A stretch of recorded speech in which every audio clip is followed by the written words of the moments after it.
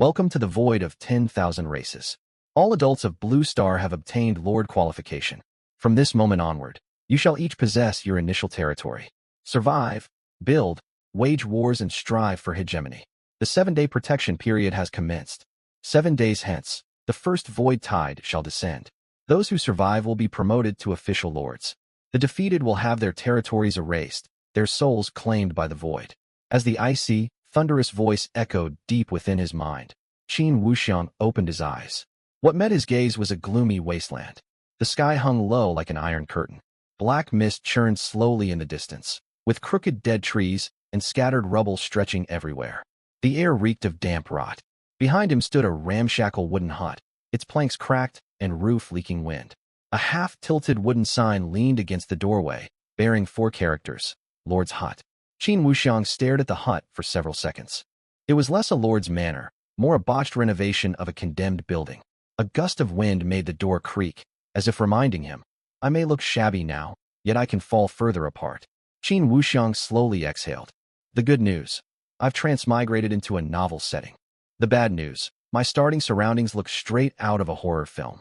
He was not native to this world. To be precise, he had arrived on this parallel Blue Star 3 days prior. This world had cities, schools, internet, and all the trivial daily worries of ordinary folk. Yet one stark difference separated it from his original world. Every person grew up knowing a single truth. Upon coming of age, one would be chosen by the void of 10,000 races. The void of 10,000 races was neither a game nor an illusion. It was a genuine ruin across myriad realms. In this place, death was ever present. Once Blue Star's adults entered, they became apprentice lords, granted initial territories. They would recruit populations, erect constructions, train troops, and compete for resources. When the 7-day novice protection expired, the first void tide would arrive. This tide was no rising or falling of seawater. It meant monsters, undead and exotic beasts slumbering deep within the black mist would awaken. Under the pull of cosmic rules, they would assault every newcomer's territory. Hold fast and rise to official lord. Fail, and your territory is erased. Your soul surrendered to the void. For this reason, from primary school onward, the world's most vital compulsory subject existed: fundamentals of lordship. Teachers taught students how to assess initial terrain, allocate lumber and grain, and identify contaminated wild water sources. They also learned to build wooden palisades, operate trade channels, check the era rankings, hide panel access permissions, and endure the first 7 days as newcomers. It was said that on the first lesson, teachers would hammer their chalkboards. They did this loudly to drill one rule into every student. Upon arrival in the void, disable your public permissions first. To native inhabitants, this maxim was as natural as grabbing chopsticks before eating. Unfortunately, Qin Wuxiang had never learned it. When he transmigrated, the original host had already come of age, with merely 3 days left before entering the void of 10,000 races. In those 3 days, he could barely sort out the world's history, let alone catch up on over a decade of lordship coursework. Others spent years studying tirelessly, preparing for the void. He was a last-minute transfer student who had not even opened the textbooks before being tossed straight into the examination hall.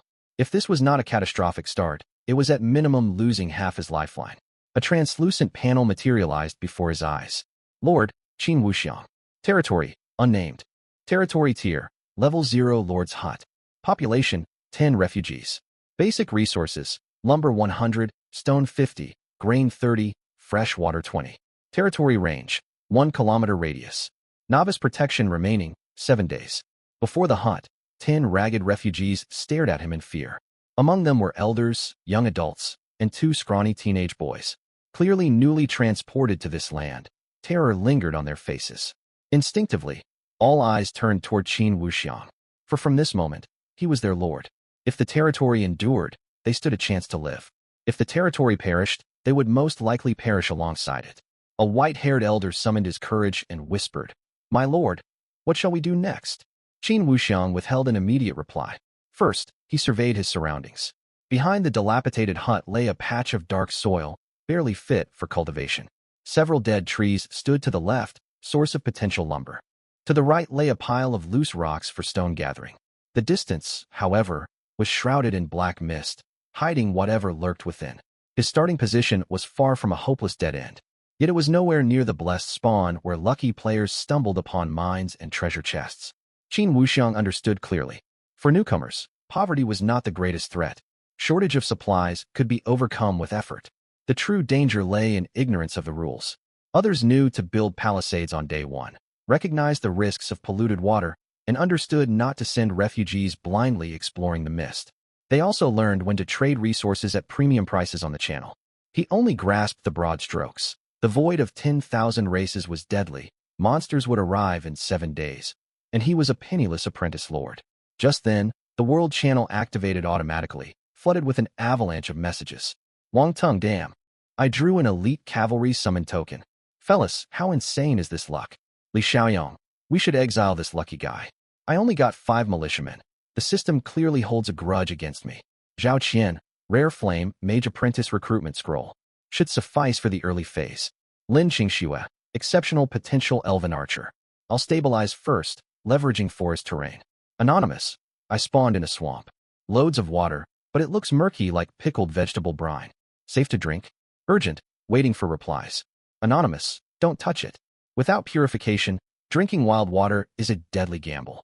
Tainted water gets your whole settlement killed. Anonymous. Everyone calm down. Disable permissions. Hide coordinates. Then check resource nodes. First lesson of lordship. Surely no one forgot this? Reading that final line, Qin Wuxiang's brows drew tight. Disable permissions? A foreboding premonition rose in his mind as the system prompt continued. Distributing novice rewards. Each lord receives 1 random recruitment token, 1 random construction blueprint, 1 random lord talent roll. Activate rewards immediately. These random rewards nearly determined early survival prospects. Knights, mages, archers, shield warriors, even ordinary combat units would bolster territorial safety. The worst fate for a novice was failing to gather basic resources before being wiped out. Staring at the prompt, Qin Wuxiang drew a slow breath. Activate. In the next instant, 3 beams of light ignited before him simultaneously. A white ray landed on the ground, unfurling into a construction blueprint. A gray beam sank into his forehead, sending a faint tremor rippling through his soul. The last beam settled in his palm, condensing into an off-white wooden token. A blurry figure was carved on its front. Crude summoning runes ringed the reverse. It looked unremarkable, almost shabby. Before Qin Wuxiang could examine it, the region channel fell abruptly silent. A public announcement then popped up. Regional initial reward statistics updated. Lord, Qin Wuxiang. Random recruitment token. Ordinary Maid summon token. Initial rating. Grade F. Qin Wuxiang's eyes twitched at those 4 words. An ordinary maid? The region channel erupted instantly. Anonymous. Wait a second. Everyone else fights to conquer realms, and you get a maid to portee? Li Xiaoyong. Ordinary maid summon token? I thought my 5 militiamen were tragic. Turns out someone has it worse. Anonymous. This isn't lordly hegemony. This is starting a residential compound. Anonymous. 0 combat power, maximum emotional support value. Anonymous. When the tide arrives in 7 days, will the maid cheer on the wolf lords? Wangtung. Lord Qin, don't despair. At least you'll always have someone to serve tea in your territory. Anonymous. Ordinary maid paired with an ordinary well. I see it now. A closed-loop tea supply chain. Qin Wuxiang skimmed the flood of mocking messages and fell silent for a moment. He glanced down at the pale token resting in his hand. Lightweight, with its vague carved figure and shoddily crafted summoning runes, nothing about it suggested it could save his life within the void of 10,000 races. An ordinary maid, unable to fight monsters, defend walls, scout terrain, or gather resources. In peaceful times, such a servant might improve quality of life. But within a novice territory facing a monster tide in 7 days, she would merely consume grain and occupy population quota. Put plainly, not merely ornamental, a burden. Shortly afterward, Zhao Qian sent another message. Zhao Qian, an ordinary maid summon token has minimal early utility. An ordinary well blueprint, however, is quite valuable. Qin Wuxiang, if you hope to survive, trade the well blueprint for a combat summon token while you still can. Even basic militiamen outmatch a maid. This was not mindless ridicule. It was rational advice. If Qin Wuxiang truly possessed a mediocre starting setup, Zhao Qian's suggestion was indeed the safest path forward. Yet Qin Wuxiang held off replying. One question weighed heavier on his mind. Why had his initial rewards been broadcast publicly across the region? He had never chosen to share them. Recalling the line from the channel, disable permissions first, Qin Wuxiang scrolled through his panel and spotted an unassuming option tucked in the corner. Permission settings. Upon opening it, A list of options, all toggled to public, appeared. Publicize initial rewards. Enabled. Publicize construction blueprints. Enabled. Publicize recruitment token type. Enabled. Publicize territory rating. Enabled. Trade identity display. Real name. Qin Wuxiang's expression darkened. Now he understood. Native newcomers learned from childhood. Upon arrival, disable permissions, conceal coordinates, control intelligence. As a late transmigrated transfer student, he had no idea how ruinous the default settings were. Within the very first minute of his arrival, the void of 10,000 races had laid all his starting cards bare for everyone to see. Messages continued flooding the region channel. Anonymous, why isn't Qin Wuxiang saying anything? Has he already given up?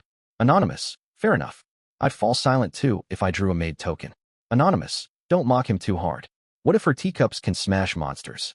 Qin Wuxiang swept over the comments and shut off every accessible public toggle. Publicize initial rewards. Disabled. Publicize construction blueprints. Disabled. Publicize recruitment token type. Disabled. Publicize hero basic information. Disabled. Publicize building basic information. Disabled. Trade identity display. Anonymous. The information had already leaked. Explanations served no purpose. The more he argued, the more he would look defeated. What truly mattered was stopping further losses. The cards everyone saw were worthless decoys. What he hid could well be his killing blow. Qin Wuxiang refocused on his 3 rewards. Ordinary Well Blueprint. Unknown Evolvable Talent. Ordinary Maid Summon Token. He could not afford to trade away the Well Blueprint for now. It secured the territory's fresh water supply, the foundation of early survival. What truly captured his attention was the Unknown Evolvable Talent. Within the rule-bound void of 10,000 races, regular talents displayed clear ranks. His talent bore only one label, Unknown. Qin Wuxiang attempted to view details. Unknown Evolvable Talent. Dormant. Activation condition. Make contact with an evolvable target. Qin Wuxiang's gaze sharpened. An evolvable target? His eyes drifted toward the Maid Summon token in his palm. The Well Blueprint was a construction plan, the token a summoning artifact. If he wished to test the talent, he ought to start with the seemingly worthless item. He slowly clenched the token tight. The pale wooden plaque warmed beneath his grip. It felt as though something long slumbering had woken deep within his palm. A prompt visible only to Qin Wuxiang quietly surfaced. Evolvable target detected. Target. Ordinary Maid Summon token. Current rank. Ordinary. Evolution Path 1. Elite Head Maid Summon token. Evolution Path 2. Rare Divine Attendant Apprentice Summon token. Warning. Path 2 falls outside standard void of 10,000 races classification. Consumes unknown radiance residue. Qin Wuxiang's breath hitched. Divine Attendant Apprentice? Ordinary Maid and Divine Attendant Apprentice sounded similar on the surface, yet their standing existed on entirely separate tiers. One was merely territorial domestic staff. The other bore the faint mark of divinity. As he stared at the second evolution option, intense heat surged from deep in his palm. A dim crystal slowly materialized within his flesh. It resembled a shattered fragment of a godly core or a piece of a broken crown. The crown fragment was etched with 7 faint streaks of light, the first streak flickering awake. A strange line of text emerged inside his mind. Myriad Radiance Residue activated. This first act of transformation waives base consumption cost. Evolve. Ordinary Maid Summon Token Rare Divine Attendant Apprentice Summon Token. Qin Wuxiang read the prompt and suddenly smiled. Over on the region channel, people still laughed at his maid starting setup. They did not know the ordinary maid was nothing but outer appearance. Hidden beneath lay an evolution path entirely inaccessible to the novice zone. Evolve. As the words left his mouth, the broken crown fragment in his palm trembled. The crude runes covering the pale wooden token faded away, replaced by gentle, solemn platinum gold markings. The patterns resembled steps leading up to an ancient temple or a flame rekindling after 10,000 years of silence. Evolution successful. Ordinary Maid Summon Token Rare Divine Attendant Apprentice Summon Token. Data Camouflage initiating. Camouflage complete. Public display information remains. Ordinary Maid Summon Token. Qin Wuxiang's expression shifted completely. Not only could the talent evolve items, it could disguise them too. To all outsiders, he remained the unlucky lord saddled with a grade F starting setup. In truth, he now held a rare Tier Divine Attendant Summoning Token. A new prompt popped up on his panel. Summon the Divine Attendant Apprentice immediately? Qin Wuxiang glanced toward the 10 anxious refugees waiting nearby, then at the ongoing jeers flooding the region channel. He hesitated no longer. Summon. Platinum gold radiance bloomed slowly before the dilapidated hut. From the glow, a slender figure stepped onto the desolate dark soil. Silver hair cascaded over her shoulders. Her white gown as pure as snow. Her features carried quiet coldness mixed with gentleness. Simply standing there, she gradually calmed the terrified refugees. The young girl dropped to one knee, her voice clear as dawn. Divine Attendant Apprentice Elaine, awaiting your command. A brand new panel unfolded before Qin Wuxiang's eyes. Hero, Elaine. Rank, Rare. Class, Divine Attendant Apprentice. Potential, Legendary. Skills, Basic Healing, Purification, Sacred Blessing, Order Administration. Qin Wuxiang narrowed his eyes as he studied the text. Who claimed a Maid starting setup was useless trash. She was far more than mere ornamental beauty. She was the optimal unit for this era. The platinum gold light faded away in front of the ramshackle hut. Elaine knelt upon the dark soil on one knee. Silver hair draped her shoulders, her white skirt shifting softly. Even stranded on this desolate wasteland, she looked like a beam of light piercing the darkness. All 10 refugees stood stunned. Moments earlier, they had feared their lord had drawn a worthless maid summon token. Yet this young woman bore no resemblance to any ordinary servant. Would an ordinary maid inspire instant calm in everyone around her? Would an ordinary maid cleanse the rot from the surrounding air? Would an ordinary maid radiate holy light? Qin Wuxiang re-examined Elaine's panel, his heart stirring. Hero, Elaine. Rank, Rare. Class, Divine Attendant Apprentice. Level, 1. Potential, Legendary. Skills, Basic Healing, Purification, Sacred Blessing, Order Administration. Hidden Notice. Traces of the Order Divine System detected. Insufficient access authority to retrieve further data. Legendary potential. For active skills. Plus an undecipherable hidden notice. If this qualified as an ordinary maid, then what were cavalry summon tokens? Nothing more than decorative set dressing for lordly gatherings. Qin Wuxiang suppressed his excitement and checked her public display profile at once. Displayed unit, Ordinary Maid. Displayed rank, Ordinary. Displayed skill, Basic Attendance. Perfect. The camouflage from myriad radiance residue remained active. To every outsider, he was still the lord stuck with a grade F maid spawn. No one would guess a rare tier hero stood outside his crumbling hut. Qin Wuxiang did not allow himself to celebrate prematurely. Spectacular as this turn of events was, survival necessities still awaited attention. Food to harvest, clean water to secure, palisades to build. The true challenge for newcomers was never shouting about good luck after drawing powerful units. It lay in turning those units into resources that kept everyone alive. He turned to Elaine. You possess purification? Elaine bowed slightly, her tone soft yet resolute. I do. So long as contamination does not exceed my limits, I may purify water sources, infected wounds, and minor curses. Joy flashed across Qin Wuxiang's face. This skill arrived perfectly. The ordinary well blueprint he had obtained would only grant access to groundwater. Water beneath the void was not guaranteed safe. If he dug up a contaminated well, his territory would still face annihilation. But with Elaine's purification art, an ordinary well became something entirely different. Qin Wuxiang immediately opened his construction panel. Blueprint. Ordinary well construction requirement. 20 timber, 30 stone. Build time, 3 hours. Effect. Produces 50 units of clean water daily. Notice. Water quality may vary depending on terrain. Qin Wuxiang glanced over his resources. Timber, 100, stone, 50. He had enough. Without hesitation, he confirmed construction. On the empty ground to the right of the ramshackle wooden hut, light flickered, and a translucent outline of a well slowly materialized.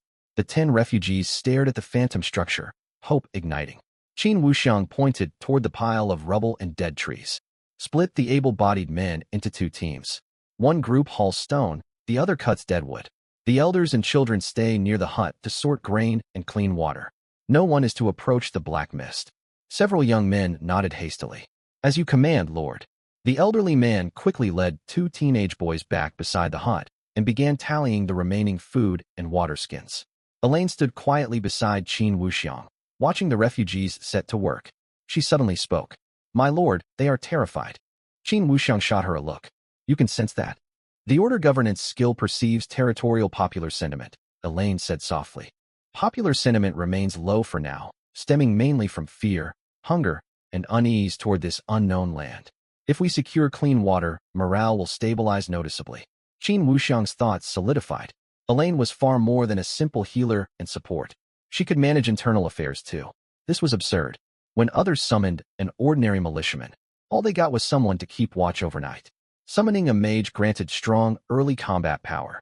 Yet such a mage could rarely stabilize a territory. Elaine was in a league of her own. She could heal, purify, bestow blessings, and uphold order. How could she merely be a handmaiden? It was as if he had started gifted with a steward, a healer, and a cleric. Qin Wuxiang opened the regional channel. Chatter was still lively there. Anonymous, does anyone have spare clean water? The pool on my land is undrinkable, and my refugees are rioting. Anonymous, don't even get me started. I drank wild water, and my panel says lightly poisoned. Li Xiaoyang, I'm only now realizing how vital clean water truly is. Wang Tung, knights fight well, but even they need water. Who understands this pain? Anonymous, seriously? Less than half an hour since arrival, and people are already breaking down over water? Qin Wuxiang's eyes stirred as he read the messages. Clean water was indeed a hard currency. While others were still celebrating acquiring combat units, he had already identified his first resource chain. Once the well finished construction and passed through Elaine's purification, it became a bargaining chip. Timber, stone, grain, even low-grade equipment could all be exchanged for it. This was the start of a snowball effect, but it was too soon to act. The well was incomplete, daily output unconfirmed, and his identity must stay hidden. Qin Wuxiang closed the channel. He turned back to Elaine. Once the well is built, purify the first batch of water. Elaine nodded. It shall be done. As she finished speaking, she suddenly gazed at Qin Wuxiang's palm, a look of daze crossing her face. Qin Wuxiang noticed her reaction. What is it? Elaine fell silent for a moment before murmuring, My lord, within the radiance that summoned me, there rested a shattered crown. Qin Wuxiang's gaze sharpened. Radiance of all realms. That object should have been visible only to him. Yet Elaine had somehow sensed it. He did not admit it outright and simply asked, Do you recognize it? Elaine frowned faintly, as if struggling to recall a dream from long ages past. I do not know, but seeing it filled my heart with sorrow. It feels as though I guarded it an eternity ago. She lifted her head, her clear eyes fixed on Qin Wuxiang. He said nothing. Beneath the gloomy sky, before the dilapidated hut, the phantom well gradually turned solid. Far in the distance, the black mist churned silently. Deep within his palm, the fragment grew warm. The next instant, a line of text visible only to him appeared. Divine attendant Elaine has returned to her station. Lost sequence of the pantheon of all realms. Trace of order. Unlocked. Staring at the notification, an inexplicable chill crept over Qin Wuxiang. Trace of order? The pantheon of all realms? These were things no ordinary lord's talent should reveal.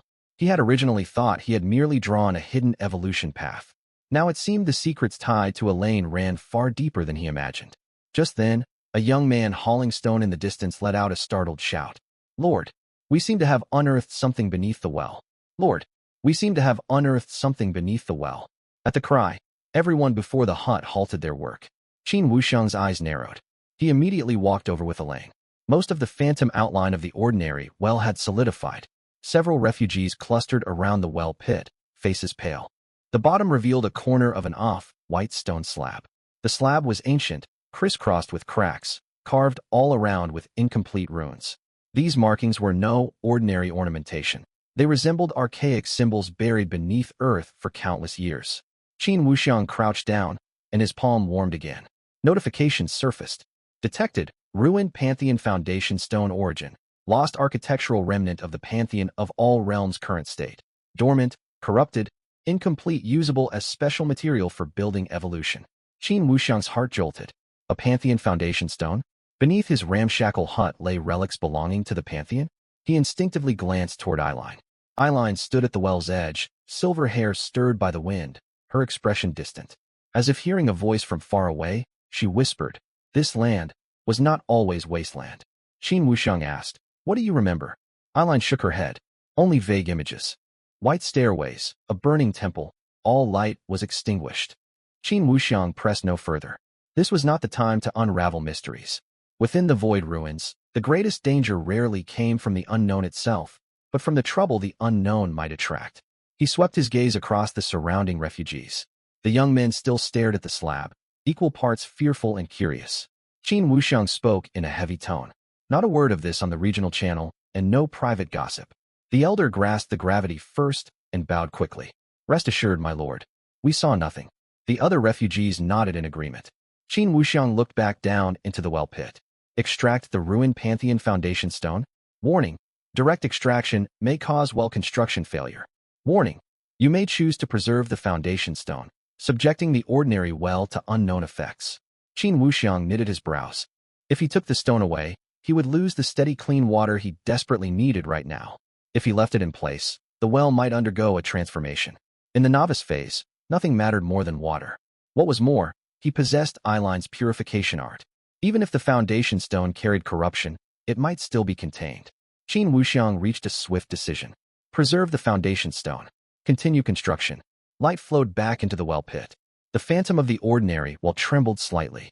Stones automatically fused to form the well walls, while the off-white Pantheon foundation stone sank deeper to rest at the bottom, like an ancient heart reburied within the territory.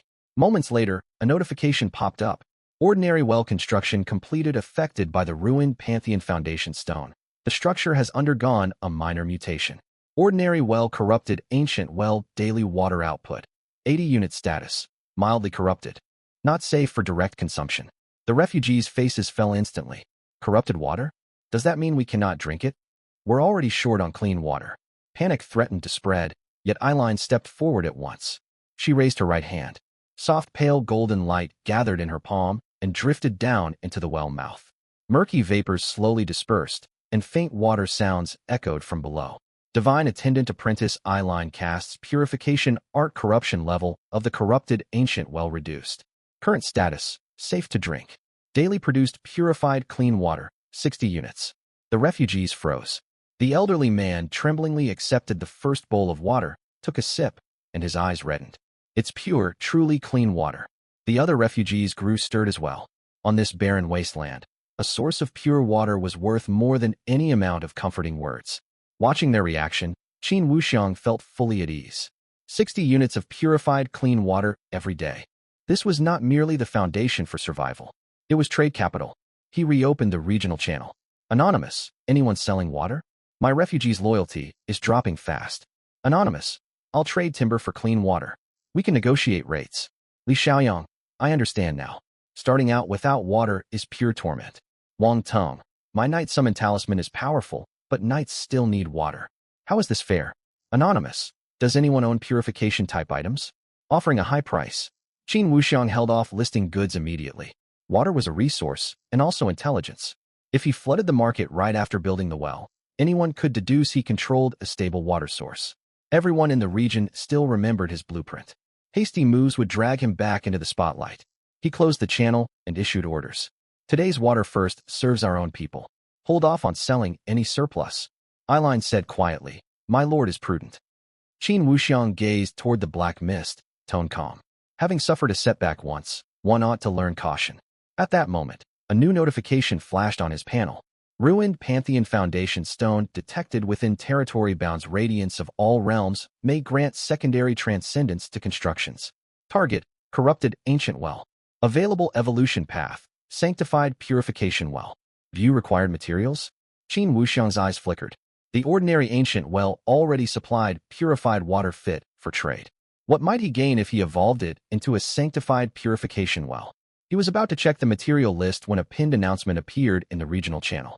Regional announcement: Resource leaderboard for newcomer zone 10086 opening soon.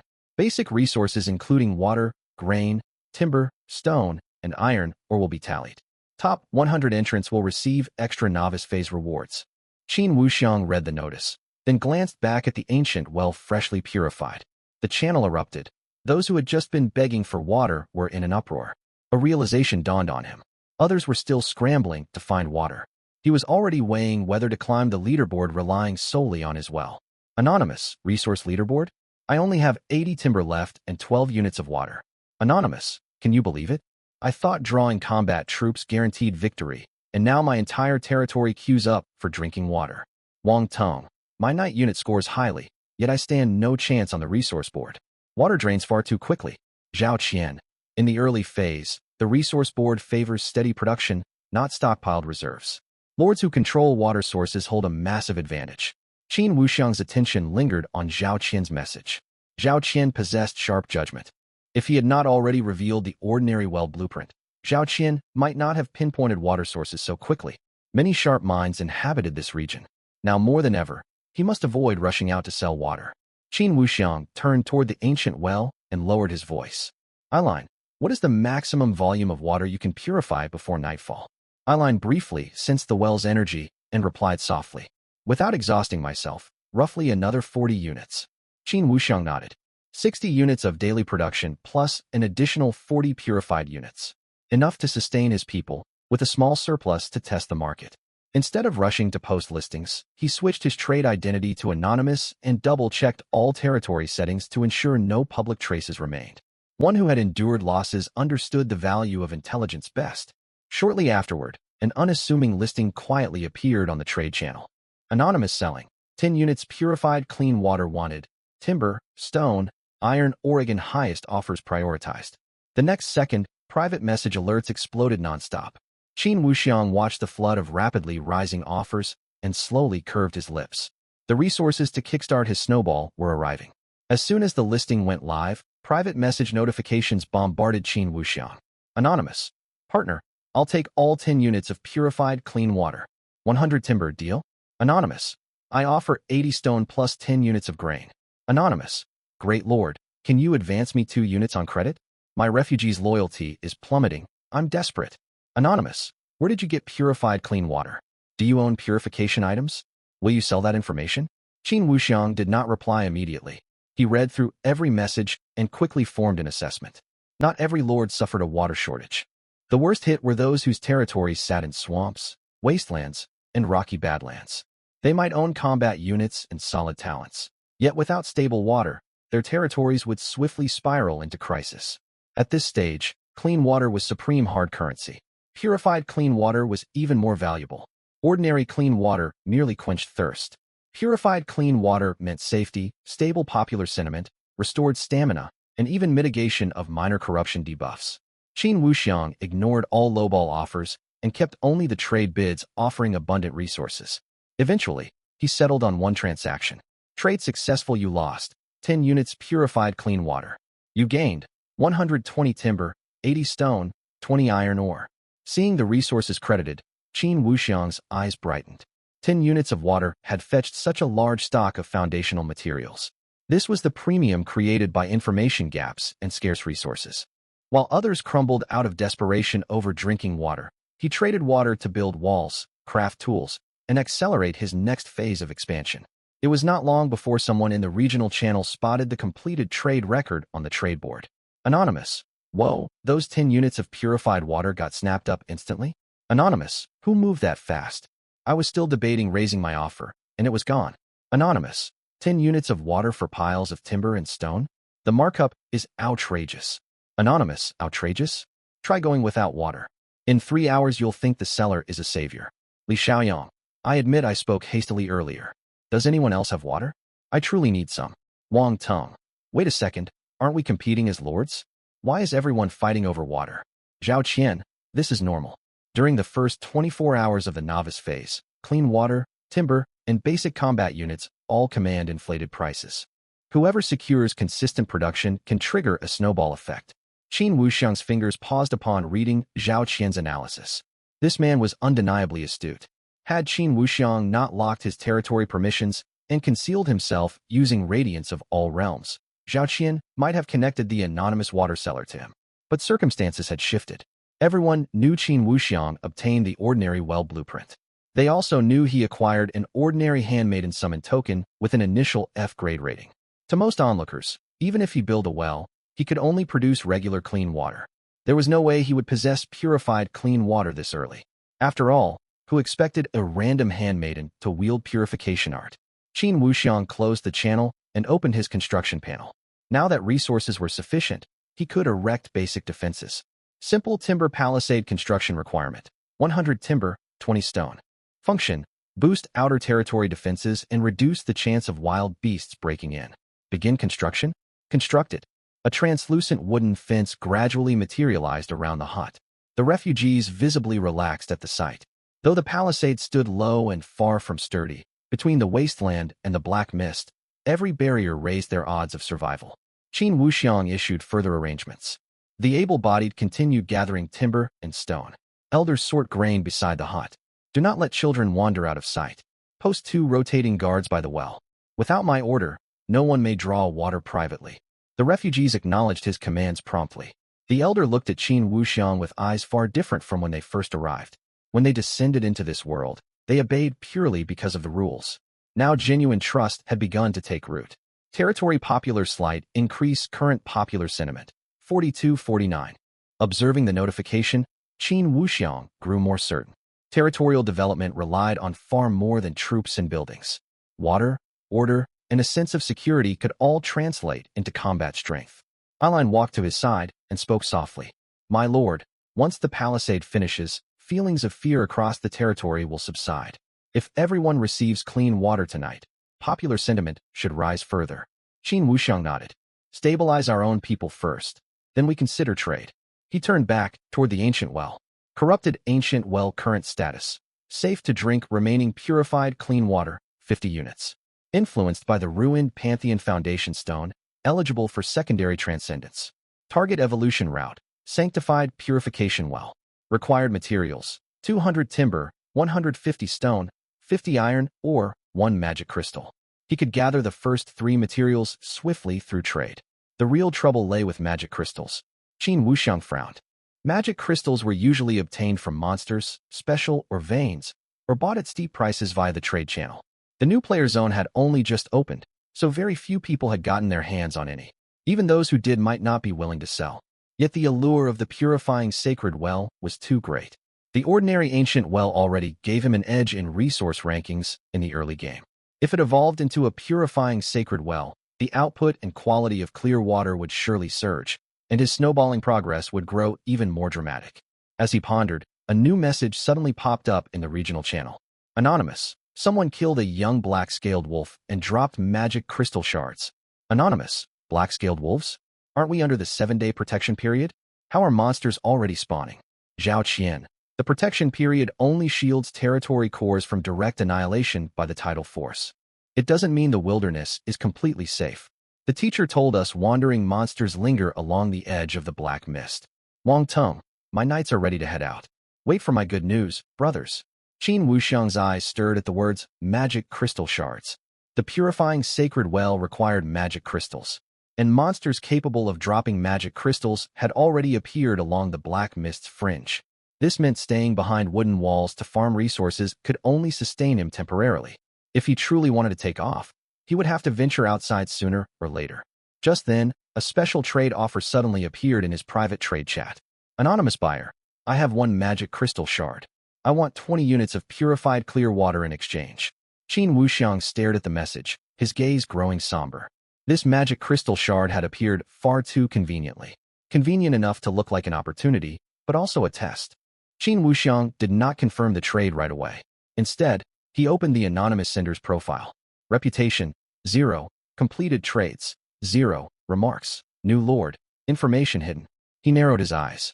Someone who had just obtained a magic crystal shard would normally prioritize strengthening themselves, not trade it away for water at such a cost. This person was either foolish or had other motives lurking beneath. After a brief silence, Qin Wuxiang sent a reply. Inspect the goods first. After Qin Wuxiang sent those 3 words, the other party fell silent for more than 10 seconds. The trade channel remained bustling. Purified clear water had become one of the most sought-after resources in the new zone. Some traded timber for it, others stone, and a few offered basic weapon blueprints, desperate to stabilize morale within their territories. Yet the anonymous buyer with the magic crystal shard still gave no response. This only reinforced Qin Wuxiang's suspicion. A regular new player on the brink of dehydration would have no patience for prolonged haggling. Their willingness to hold off on closing the deal pointed to 2 possibilities. Either the magic crystal shard was flawed, or they hoped to use this trade to probe the water cellar. Moments later, a screenshot of an item popped up. Magic crystal shard. Quality, common. Source, young black-scaled wolf. Uses, low-tier building enhancement, low-tier equipment forging, material for certain special evolutions. Remarks, contains faint mana. Can serve as a substitute material for complete magic crystals. Qin Wuxiang's eyes shifted after reading it. Though it was not a full magic crystal, the line stating it can serve as a substitute material for complete magic crystals made it more than valuable enough. The purifying sacred well needed magic crystals. If shards could replace part of the required materials, he only needed to keep gathering them to evolve the ancient well into a true, purifying sacred well. Still, he showed no eagerness. Anonymous seller. 1 shard is not worth 20 units of purified clear water. The reply came quickly. Anonymous buyer. Not many people can get their hands on magic crystal shards right now. Qin Wuxiang smiled. That much was true. But even fewer people possessed purified clear water. Anonymous seller. Then you can go find someone else to trade with. This time, the other party stayed silent even longer. Half a minute passed before a new message appeared. Anonymous buyer. 10 units of purified clear water plus 50 timber. I can tell you where the young black-scaled wolves spawn. Qin Wuxiang's fingers paused. Location intelligence. That was worth more than the shard alone. The new zone had only just opened, and everyone feared the black mist. Yet resources, monsters, treasure chests, and ruins all lay along its edges. Whoever secured safe travel routes first would start snowballing ahead of everyone else. Qin Wuxiang did not agree immediately and asked, "What is the surrounding terrain? How many monsters are there?" The other party replied quickly this time. Witherwood Forest, rocky slope, along the black mist fringe. At least 3 young black-scaled wolves. I killed one, and the other 2 retreated. There is also an abandoned small camp nearby. I didn't dare get close. Qin Wuxiang narrowed his eyes. The ability to slay a young black-scaled wolf meant the buyer commanded combat units. But their failure to pursue the remaining wolves suggested limited strength. They might even be wounded. He pressed on. What is inside the small camp? Anonymous buyer. I don't know. I was too far away. I only heard someone screaming for help. Sounded like a woman. Could also be injured refugees. I can't be certain. Qin Wuxiang held off replying. The novice zone of the myriad races void held more than new lords and monsters. There were native refugees, wandering hunters, abandoned villages, remnants of slave caravans, and small factions driven to the mist's edge. Some of these people were nothing but burdens. Others could turn out to be valuable talents. If he rescued ordinary refugees, he could boost his population. If he saved hunters, blacksmiths, or healers, his territory would unlock new development paths early on. Battle veterans would be priceless. Qin Wuxiang glanced at Eileen, not far away.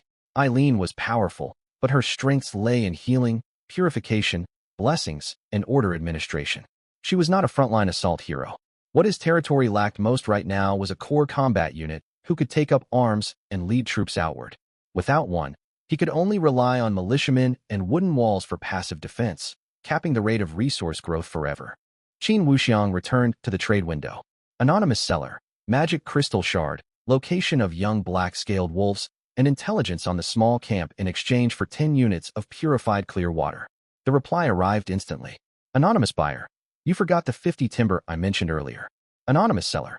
That was your offer, not terms I accepted. The other party was clearly left speechless. Shortly after, a trade request popped up. Trade contents. 1 magic crystal shard, 1 simple map of the black mist fringe. Exchange for 10 units of purified clear water. Confirm? Qin Wuxiang confirmed the trade.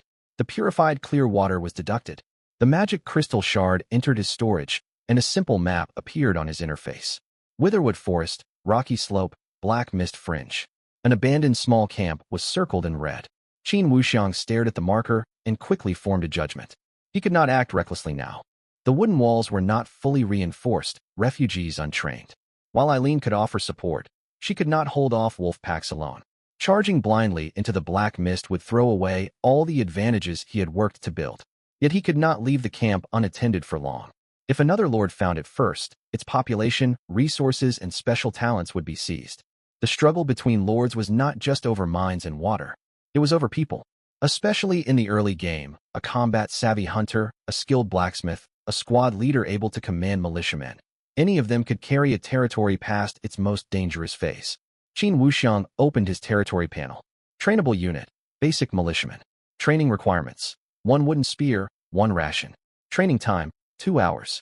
For able-bodied refugees were eligible for training. If he trained 2 militiamen first and let Eileen cast Sacred Blessing on them, they might be able to scout. Qin Wuxiang looked toward Eileen. If we only venture along the edge of the black mist, how long can you sustain your power?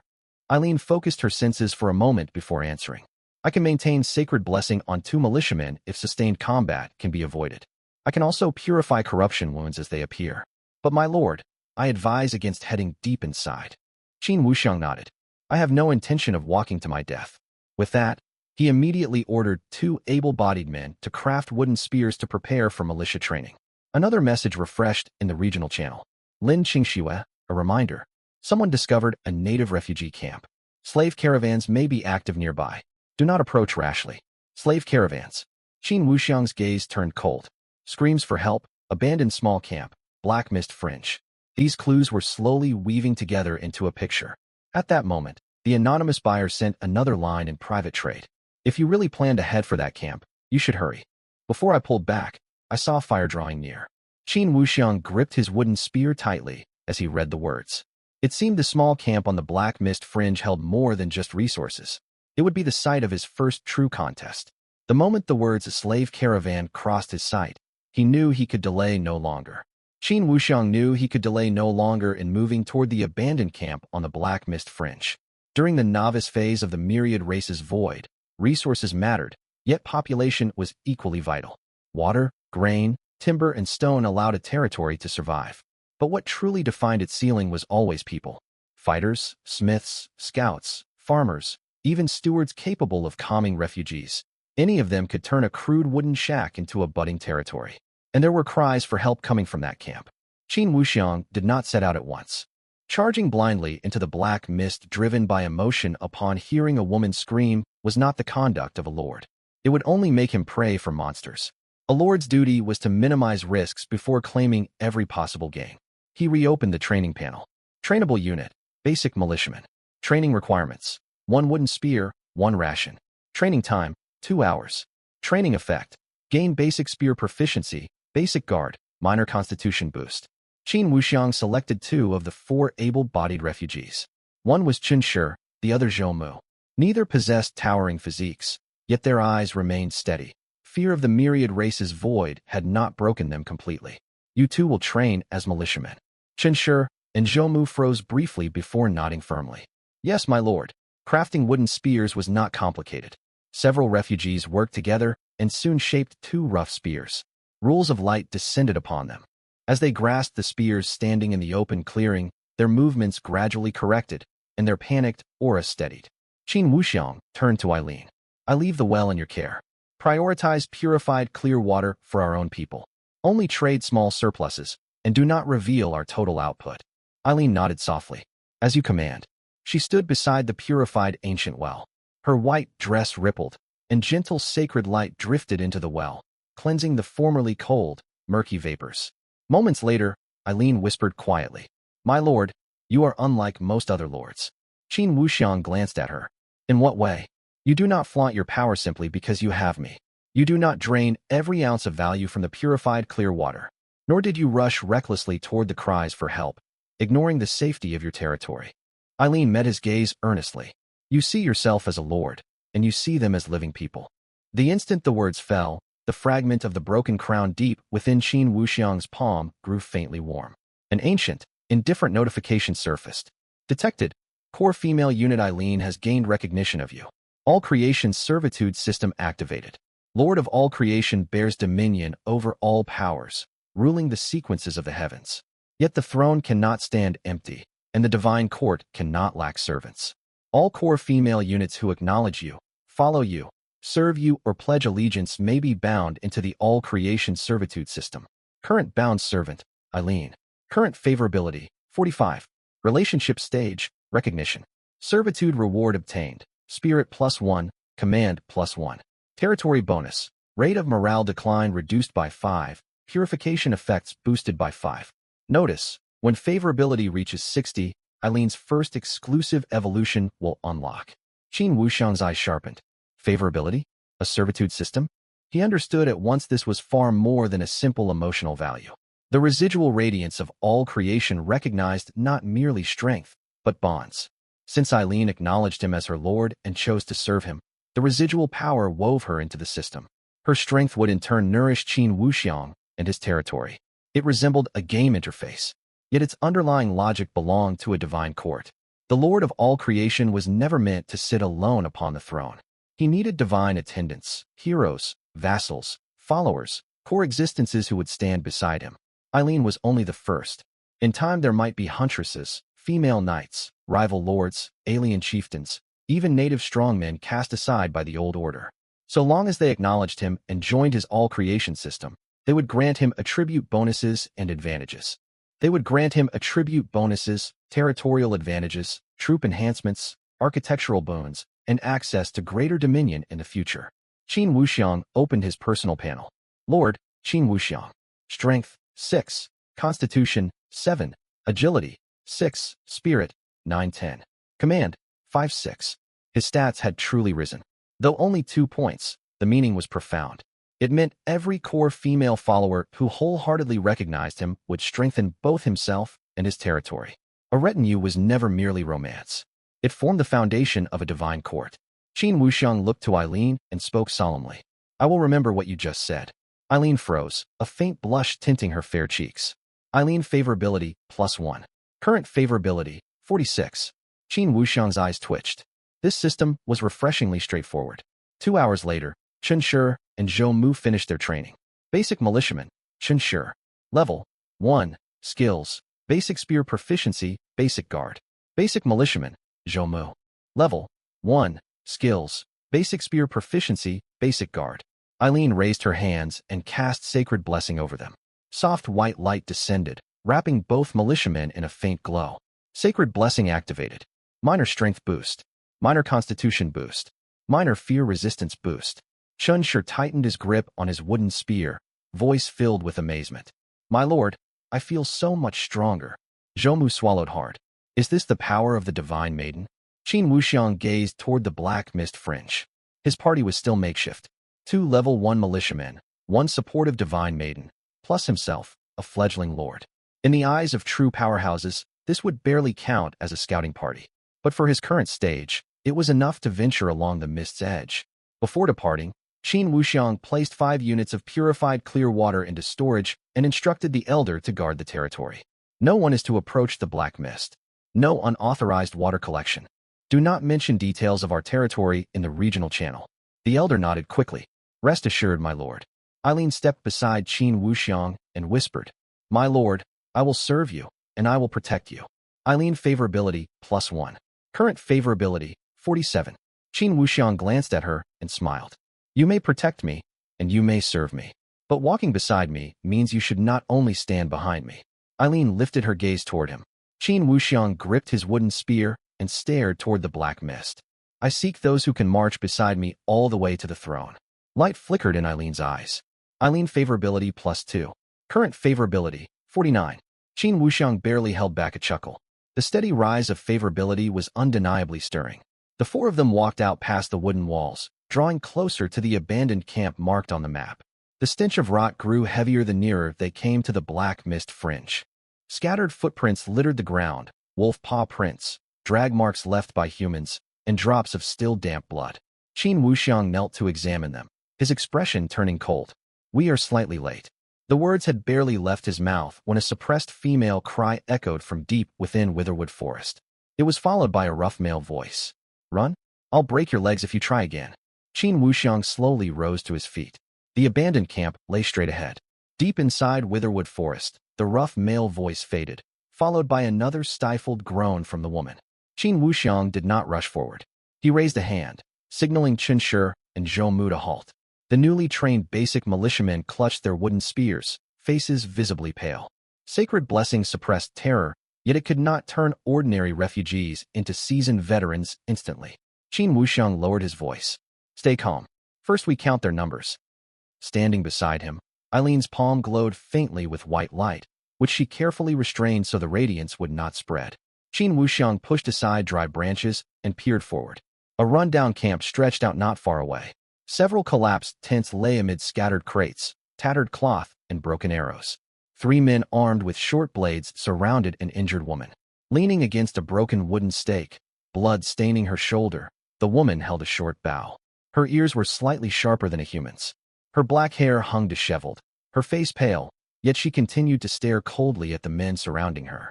Behind her stood 2 bound refugees, a child and a middle-aged woman. Qin Wuxiang's gaze turned icy. Members of the slave caravan. Though the 3 men wore shabby clothing, each bore an identical black iron token at their waist. Their movements differed from ordinary refugees. More importantly, they looked at the woman not as an enemy, but as merchandise. One of them let out a cold laugh. A half-elf huntress, and female at that. She'll fetch at least 3 magic crystals when we sell her at Blackstone Camp. The woman gritted her teeth. Come any closer, and I will kill one of you first. The man let out a scornful laugh. You shot all your arrows. What will you use to kill us? Another man snapped impatiently. Quit talking nonsense. Tie her up quickly. The black mist is spreading. Once the wolf pack returns, none of us will get away. Qin Wuxiang drew a quick conclusion upon hearing this. 3 enemies. Judging by their gear, they were not regular soldiers, more like thugs from the outer retinue of a slave caravan. The half-elf huntress was wounded, yet still capable of resistance. 2 refugees posed no immediate threat. Young black-scale wolves might still be roaming nearby. They could not afford to delay. Qin Wuxiang turned to Yilin. Can you restore that huntress enough mobility for a short time? Yilin spoke softly. We are close enough, so I can. But if I strike first, they will discover us. Let them find us. Qin Wuxiang's gaze shifted to Qin Shi and Zhou Mu. Don't charge in too fast, you two. Hold the flanks. Your goal isn't to kill. Stop them from closing in on Yilin. Qin Shi swallowed hard. Lord, are we really going to fight? Qin Wuxiang shot him a glance. If we don't fight now, do you want to wait until they take these people away and come back for you? Qin Shi fell silent at once. Zhou Mu tightened his grip on the wooden spear and whispered, We obey you, Lord. Qin Wuxiang raised his wooden spear, lowering his voice to a murmur. 3, 2, 1. Strike. Yilin raised her hand first. A soft beam of white light threaded through the dead branches. It landed on the half-elf huntress's shoulder. Lesser healing activated. The bleeding on the woman's shoulder stopped instantly, and a faint flush returned to her pale cheeks. She froze for a moment, then snapped her head toward where they hid. At the same instant, Qin Wuxiang burst out from the deadwood. Qin Shi, left flank. Zhou Mu, right flank. The 2 militiamen charged, thrusting wooden spears. Their movements were clumsy, yet bolstered by blessing. Their speed far surpassed refugees. The 3 thugs had clearly not expected anyone else to be lurking nearby. Just as one of them spun around, the half-elf huntress snatched a broken arrow off the ground and drove it deep into his calf. Arg! A scream rent the air. Qin Wuxiang seized the opening, slamming his spear against the man's wrist. The short dagger flew out of his grasp immediately. Qin Shi rushed forward, pressing his wooden spear against the man's chest and knocking him flat. The other 2 thugs paled with alarm. A fledgling lord? You're courting death. Do you know who we serve? Qin Wuxiang ignored their taunts entirely. Villains perish from too much talk, and lords perish from listening to empty threats. He pointed sharply. Yilin, bestow blessing on the huntress. White light descended once more. The half-elf huntress's eyes sharpened. Her previously weakened body felt noticeably lighter. She did not ask who Qin Wuxiang was, nor why he saved her. She simply grabbed her short bow and another broken arrow from the ground. Whoosh! The broken arrow flew true, burying itself in one thug's shoulder. The man howled and stumbled backward. Zhou Mu swept his wooden spear wide in that window. Though he failed to land a fatal blow, he forced the foe to stay back. Seeing the tide turn against them, the last thug turned to run. Qin Wuxiang's eyes darkened. Don't let him escape. The half-elf huntress moved faster than him. She lunged forward with a snarl. A short dagger slid out from her sleeve, slicing open the man's ankle. He crashed to the ground and tried to scramble to his feet. But Qin Wuxiang was already standing over him. The tip of his wooden spear pressed against the man's throat. A slave caravan? The man's face drained of color, yet he still spoke defiantly. If you dare harm us, Blackstone Camp will never let you. Qin Wuxiang bore down slightly. The man's voice cut off abruptly, cold sweat bursting out across his forehead. I ask you answer. If you hesitate, there will be no need to speak at all. Fear finally seized hold of him. Minutes later, Qin Wuxiang pried the general situation out of the 3 captives. They indeed hailed from Blackstone Camp, forming an outer squad of a slave caravan tasked with capturing lone refugees and those bearing special bloodlines along the edge of the Black Mist. This abandoned camp had once held more than a dozen prisoners. A group had already been transported away, leaving only the half-elf huntress and 2 refugees too exhausted to flee. The main caravan force was not here. They occupied a temporary outpost deeper within the mist. After hearing their report, Qin Wuxiang did not dispose of the 3 thugs immediately. He turned toward the half-elf huntress. Your name? The woman watched him warily. Vera. Special unit detected. Name, Vera. Identity, half-elf huntress. Rank, elite. Level, 2. Skills, precision shot, tracking, trap setting. Current status, wounded, vigilant. Favorability, 15. Relationship, stranger. Notice, this unit possesses great value for wilderness exploration and range combat. A flicker of interest crossed Qin Wuxiang's face. Truly a capable combatant. Not a goddess, nor a saintess. But for his fledgling territory, she was far more useful than those empty titles. Vera said coldly, "You saved me, hoping I will fight for you." Qin Wuxiang met her gaze. "You have two choices. First, leave on your own. Young black-scale wolves roam outside, and the slave caravan lurks deeper within. Whether you survive will depend entirely on luck. Second, come back to my territory. I will provide clean water, healing, and temporary safety. You work for me, and once you repay the debt of your rescue, you are free to depart whenever you wish." Vera fell into stunned silence. She had expected this new lord to force her into servitude by virtue of saving her life. But Qin Wuxiang did no such thing. He laid out the terms plainly. No charity, only a transaction. Vera stared at him for several seconds before speaking. "You do not act like a newly ascended lord." Qin Wuxiang replied calmly, "Thank you. I skipped most of the introductory lessons." Vera favorability +5. Current favorability, 20. Yilin stood nearby, glancing softly at Qin Wuxiang. Yilin favorability +1. Qin Wuxiang nearly lost his composure. Even that earned favor? He quickly refocused his thoughts. They could not linger in this camp. Qin Wuxiang ordered Chen Shi and Zhou Mu to untie the two refugees, then bind the three slave caravan thugs securely. Just then, a low wolf howl echoed from deep within the deadwood forest. Vera's expression shifted. The young black-scale wolves are back. Qin Wuxiang glanced at the three bound thugs on the ground, then toward the distant black mist. "How many?" Vera gripped her short bow. Her voice was low. "At least two." The words had barely left her mouth when two pairs of eerie emerald eyes slowly lit up along the mist's edge. Qin Wuxiang lifted his wooden spear, his tone steady. "Perfect timing. We are short of crystal shards, and they have delivered themselves to us." Two pairs of eerie emerald eyes glowed along the fringe of the black mist. Rotten winds swept out from deep within the deadwood forest, carrying a putrid stench. Chen Shi and Zhou Shi turned pale instantly. The thrill of defeating the three slave caravan thugs was completely erased by that wolf howl. These were no ordinary wild wolves. Two young black-scale wolves stepped out of the mist. They were as large as young calves, their backs covered in fine black scales. Their paws barely made a sound as they trod across dead leaves. Young black-scale wolf. Level 2. HP 160/160. Skills: Bite, Pounce. Remarks: common predators along the black mist's borders. Their scales offer minor physical defense. Qin Wuxiang scanned the status panel. He quickly assessed the threat. Their level was not high, yet they spelled serious trouble for a fledgling lord. A single pounce would nearly kill an ordinary refugee. Even basic militiamen could not withstand more than a few direct strikes. Vera whispered, "Young black-scale wolves move extremely fast. We cannot let them charge into our group."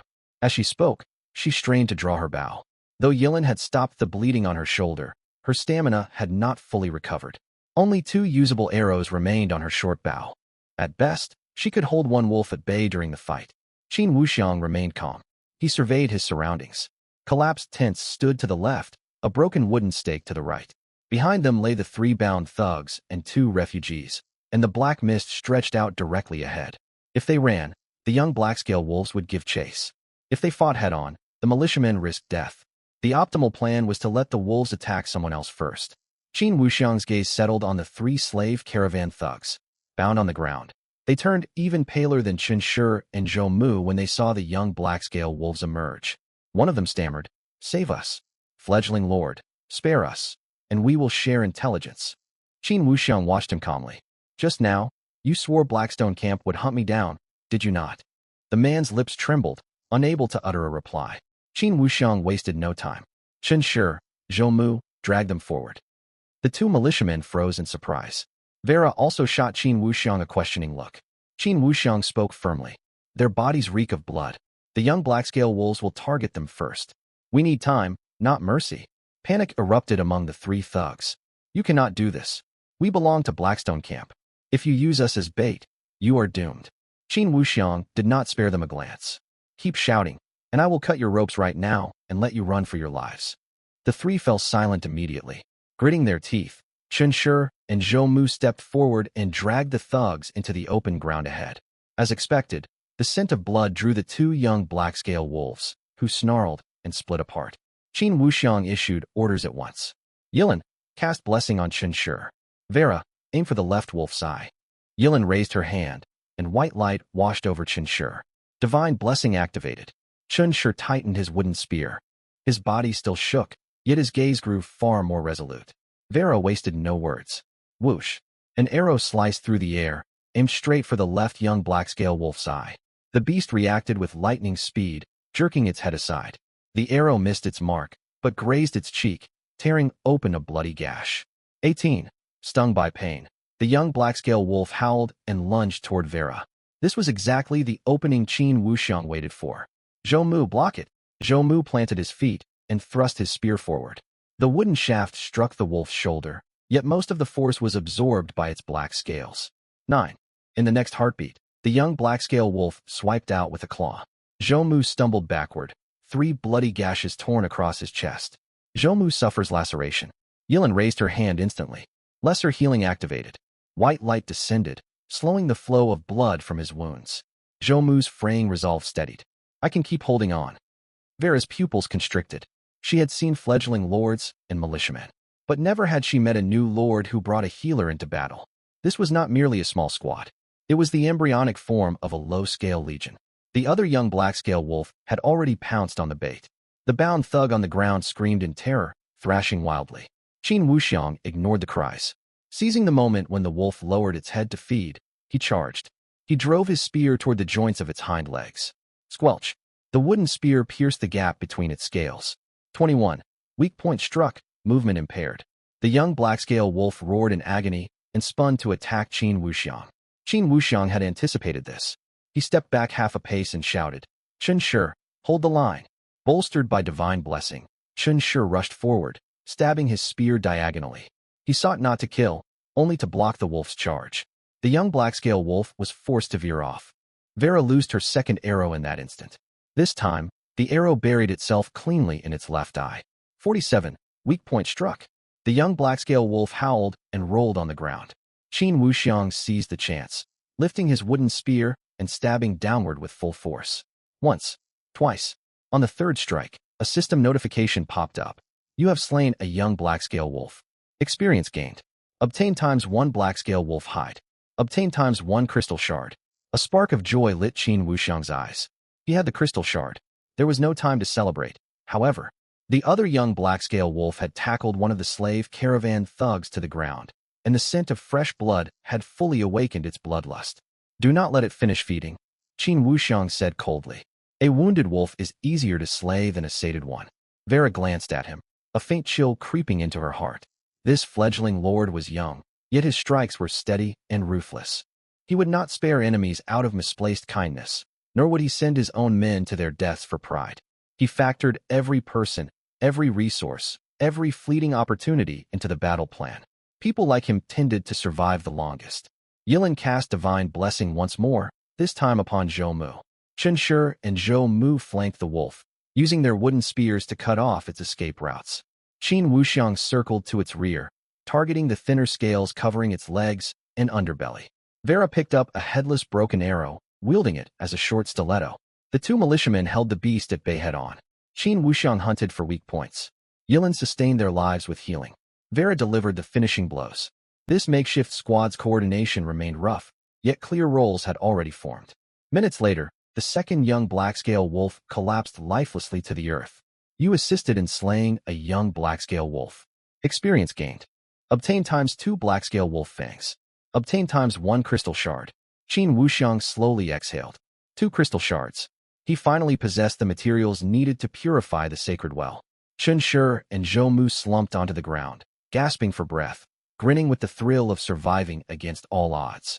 They had lived and slain monsters. To men who had only just become militiamen, this meant more than any rallying cry.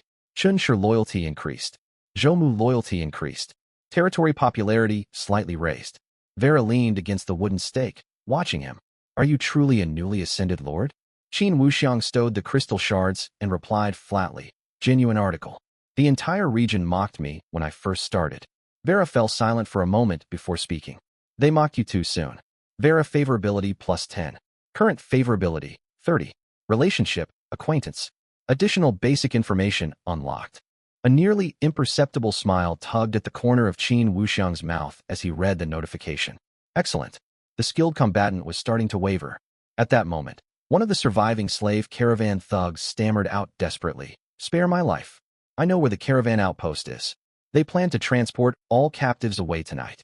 Qin Wuxiang looked down at him. "How many men do they have?" The thug trembled. "More than a dozen guards, 2 beast tamers, and a bronze tier chieftain." Vera's face turned stark. Bronze tier. Qin Wuxiang tightened his grip on the crystal shard, yet his gaze showed no trace of retreat. Deeper within the black mist lay far bigger prey, and many more prisoners. Bronze tier. The color drained from Chen Shi and Zhou Mu's faces, just as they had begun to recover. They were merely level 1 basic militiamen. Slaying the wolves had only been possible thanks to Yilin's healing, Vera's support, and Qin Wuxiang's command, and the fight had filled them with terror. They could barely imagine what a bronze tier chieftain meant. Within the New Lord Zone, most common monsters and troops rank below Iron tier. A bronze tier warrior counted as a minor boss. Even those starting with cavalry tokens would hesitate to engage a bronze tier foe head-on, let alone guarantee victory. Vera looked equally troubled. If they truly have a bronze tier chieftain, we cannot fight them openly. Qin Wuxiang did not argue. He knew better than to march his small force straight into the main slave caravan contingent. He looked down at the captive thug. "Tell me everything you know, clearly." The man's lips shook. His eyes kept darting toward the 2 dead young black-scale wolves. The earlier battle had shattered his courage. "We are only an outer capture squad. The main force is stationed near Blackstone Junction. They will transport all captives back to Blackstone Camp before nightfall." Qin Wuxiang asked, "How many prisoners have they seized?" "Over 20. Any combatants among them?" "A handful of hunters and guards, but all wounded and bound." "What is the bronze tier chieftain's name?" "Balu. Bronze tier 1. He wields a heavy battle axe and possesses monstrous strength. 2 beast tamers stay by his side. They have 3 black-scale wolves under their control." Vera's expression turned colder upon hearing the name. "Balu." Qin Wuxiang glanced at her. "You know him?" Vera ground her teeth. "He led the raiding party that captured everyone from my camp." She clutched her short bow until her knuckles whitened, barely restraining the hatred burning in her eyes. Qin Wuxiang did not let himself be swept up by her rage. "If you charged over there now, could you kill him?" Vera fell silent. Qin Wuxiang continued, "If you cannot, set aside your hatred for now. Keeping people alive matters more than fleeting satisfaction." Vera lifted her head. Her gaze burned with frustration, yet she offered no rebuttal. Vera favorability +3. Current favorability 33. Seeing the notification, Qin Wuxiang grew more certain. This half-elf huntress was no lovesick fool. She bore grudges, thought rationally, and understood when to endure. She was exactly the kind of person worth recruiting for his territory. He turned back to the thug. "When will they set out?" "Before dark." "What route will they take?" The thug hesitated. Qin Wuxiang pressed his wooden spear downward. "I will not ask a second time." The thug spoke at once. "They will travel along the rocky ravine from Blackstone Junction, then past the outer edge of the Deadwood Forest. Monsters are scarce there, but the path is narrow, ideal for driving prisoner carts." A thought sparked in Qin Wuxiang's mind. A narrow path. Prisoner carts. Bound captives. Beast tamers. This situation left room for maneuver. Just because they could not win a frontal battle did not mean they could not rescue the prisoners. The wise approach was to strip foes of their tactical advantages. Qin Wuxiang quickly opened his map. Blackstone Junction lay far away. A rocky ravine ran between them, bordered by the Deadwood Forest. If they laid traps in advance, lured away the black-scale wolves, and struck amid the chaos, rescuing the captives was far from impossible. But the prerequisite was that he possessed sufficient intelligence and preparations. Qin Wuxiang turned to Vera. "Can you set traps?" Vera nodded. "I can, but I need materials and time. Is it possible to only create chaos instead of killing anyone?" Vera stared in surprise. "You don't plan to rescue them directly?" Qin Wuxiang asked in return. "Just the 4 of us charge in to save over 20 people, then get hunted down by a bronze-tier warrior?" Vera fell silent for half a second. "You're right," Qin Wuxiang said. "Our target isn't wiping out the entire caravan, only throwing them into disarray. Once chaos erupts, some captives will flee, some will slow the caravan down, and others will force the raiders to expose weaknesses." He paused and added one more sentence. "What we lack right now isn't heroism. It's people, intelligence, and time." Iron spoke softly. "My lord, you intend to rescue only a portion of them first. Save as many as we can." Qin Wuxiang gazed toward the distant black mist. "But we cannot risk throwing our own lives away." The thug on the ground listened, his heart pounding with terror. He had thought this new lord would either shrink back upon hearing of a bronze-tier opponent, or rush headlong into action fired up by the plight of the captives. But Qin Wuxiang did neither. He was calculating routes, risks, and gains. A man like this was far more terrifying than a mere brute with strength. Qin Wuxiang quickly issued his arrangements. Chen Shi, Zhou Mu, take the black-scale wolf pelts and shards of magic crystals. Escort this captive back to the territory first. Chen Shi looked stunned. My lord, you aren't coming back? I'm heading with Iron and Vera to have a look at the boulder ravine. We won't venture deep inside. Zhou Mu said anxiously. But you have too few men beside you. Qin Wuxiang shook his head. A larger group would only draw attention. Once you return, tell the elder to keep reinforcing the wooden palisades and reserve enough purified clear water. No one is permitted to leave the territory without my order. After speaking, he stowed 2 magic crystal fragments securely, then tied up the other 2 unconscious thugs tightly. Those who could be taken back for interrogation would be brought along. As for the rest, there was no point wasting energy guarding them here for the time being. Just as Qin Wuxiang prepared to leave, Vera suddenly spoke. I'm coming with you. Qin Wuxiang shot her a glance. Your wounds haven't healed. Vera's voice was low. Some of the prisoners might be my clansmen. Then you must obey orders. Vera gritted her teeth and finally nodded. Vera favorability +2. Current favorability, 35. Qin Wuxiang said nothing more, leading Iron and Vera toward Boulder Ravine. Along the way, drawing on her hunter's experience, Vera steered them clear of several zones teeming with monsters. She was truly valuable. Especially at the edge of the black mist, her tracking and danger-evading skills far outmatched an ordinary militiaman. Before long, the 3 arrived outside Boulder Ravine. The terrain narrowed here. On both sides stood boulders half the height of a man, with only a dirt path wide enough for a wooden cart winding through the middle. Wagon wheel ruts marked the ground, alongside countless messy footprints. Vera squatted to examine the tracks for a moment, then whispered, They will definitely pass this way. There are many of them, and they bring carts. As Qin Wuxiang stared at the narrow dirt trail, a plan rapidly took shape in his mind. There was no need for a head-on fight. All he needed was to block the path. If he could throw the slave caravan into chaos here, he could seize the greatest advantage at minimal cost. At that moment, the rumble of wooden wheels grinding over gravel echoed from afar. Vera's expression shifted. They're here. Qin Wuxiang raised a hand, signaling the 2 women to hide behind the boulders. Shortly afterward, a procession emerged from the black mist. A dozen guards, 2 beast tamers leading black-scale wolves, 1 rickety wooden cart, and captives strung together by ropes. Qin Wuxiang's gaze swept over the prisoners, finally settling beside the cart. There sat a young woman bound in iron chains. She wore tattered leather armor, a broken sword resting across her knees. Even with her hands tied, her spine remained straight and unbowed. Special female unit detected. Identity, fallen swordswoman. Grade, elite. Status, critically wounded, restrained, strong will to resist. Current favorability, 0. Notice, this unit possesses potential as a melee hero. A glint flashed in Qin Wuxiang's eyes. Perfect. He could not defeat a bronze-tier warrior, but he intended to take this woman for himself. Outside Boulder Ravine, Qin Wuxiang hid behind the waist-high rock piles, observing the slave caravan. A dozen guards, 2 beast tamers, 3 black-scale wolves, and the bronze-tier chieftain Baru. If he charged out openly, there would be only one outcome. They would all be slain. Qin Wuxiang knew clearly he was not some invincible protagonist with a massive army at his back. All he had was 1 auxiliary divine attendant, 1 injured half-elf huntress, and a wooden spear. Picking a direct fight with a bronze-tier opponent with such forces was a battle even authors would not dare write. Therefore, his goal was to snatch people, not win a fight. Vera whispered, Baru is in the center of the formation, with black-scale wolves flanking front and rear. To rescue the captives, we must first throw them into chaos. Qin Wuxiang nodded, his gaze sweeping both sides of Boulder Ravine. The path was narrow. The wooden cart could not turn easily. The rock piles on either side were loose. If several large stones were pushed down, they could block the trail. Black-scale wolves possessed a sharp sense of smell, yet they could easily be distracted by the scent of blood and sudden shocks. He soon finalized his plan. Vera, move to the left. Once the cart comes within range, shoot the beast tamers. You don't need to kill them, only force them to release their hold. Vera frowned.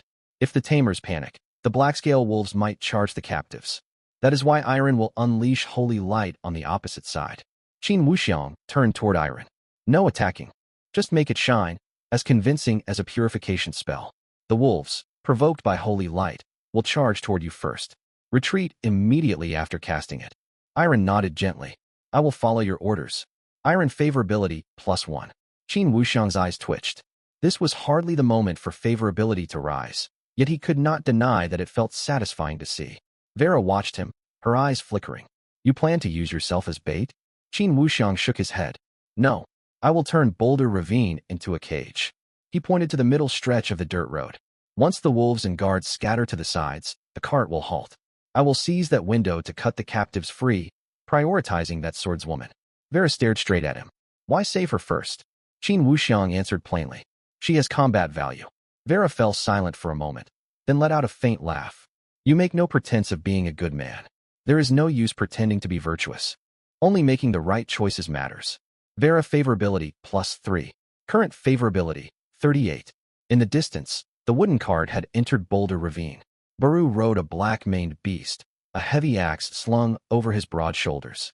A scar cut horizontally across his nose. He scanned the surroundings, clearly aware this stretch was ideal for ambushes. Hurry up. We must reach Blackrock Camp before nightfall. The guards drove the captives forward. The dragging iron chains scraped against the ground, emitting shrill scraping noises. Beside the cart, the fallen swordswoman lifted her head. As if sensing something, her gaze swept across the rock piles. Qin Wuxiang stayed motionless. He waited until the cart reached the narrowest section of the ravine. 3, 2, 1. Strike. Vera's arrow flew first. Whoosh. The arrow whistled past the boulders and buried itself cleanly in the front beast tamer's arm. The man screamed, releasing the chain restraining his wolf. Almost at the same instant, Iron raised her hand on the opposite side. A sphere of platinum holy light blazed to life. The three black-scale wolves bristled instantly, growling and lunging toward the source of the light. Ambush. Chaos erupted among the guards. Baru roared. Hold formation. Don't let the cart stop. Before he finished speaking, Qin Wuxiang pushed loose a boulder half as tall as a man. Boom. The stone crashed down in front of the cart. The gaunt draft horse pulling it neighed in terror. The wooden cart lurched violently and wedged itself firmly in the middle of the trail. The entire caravan was trapped. Qin Wuxiang charged forward amid the confusion. He swept loose gravel beneath one guard's feet with his wooden spear, sending the man tumbling. He did not deliver a finishing blow, instead sprinting straight for the ropes binding the captives. If you want to live, stay quiet and run toward the rock piles on the left. Several captives froze briefly, then nodded frantically. Qin Wuxiang sliced through the first length of rope, then raced toward the side of the cart. The fallen swordswoman looked up at him, her voice hoarse. Who are you? A passing well-wisher. The swordswoman said coldly. You don't look like one. Qin Wuxiang cut away the rope wrapped over her iron shackles, kicking the broken sword on the ground toward her. Then think of me as someone come to steal people. The swordswoman caught the broken sword, and her previously dull eyes brightened at once. Fallen swordswoman favorability +5. Current favorability 5. Remarks. She acknowledges your honesty. Qin Wuxiang nearly laughed out loud. This system was growing more and more unpredictable, but a second later, Baru spotted him. New lord? You seek death. The heavy axe whistled through the air as it swung down. Qin Wuxiang leapt backward at once. Bang! The axe blade slammed into the edge of the cart, sending splinters flying. This was the power of a bronze-tier warrior. Even merely bronze rank 1, his strength was far beyond what Qin Wuxiang could withstand head-on for now. Iron. White light enveloped Qin Wuxiang. Holy blessing activated. Qin Wuxiang's speed surged sharply. Using the cart for cover, he dodged Baru's second axe strike. In the distance, Vera loosed arrows repeatedly, forcing two pursuing guards to retreat. Though severely wounded, the swordswoman neatly severed the ropes binding another captive beside her, her movements sharp and efficient. Baru flew into a rage. Stop them. Do not let anyone escape. Yet Boulder Ravine had descended into total chaos. The black-scale wolves had been lured behind the rock piles by the holy light. The startled horse and fleeing captives scattered the guards. The blocked cart sealed the road. For all his brute strength, Baru could not catch everyone at once. Qin Wuxiang knew when to stop pushing his luck. After rescuing 7 or 8 captives, he shouted immediately, Retreat!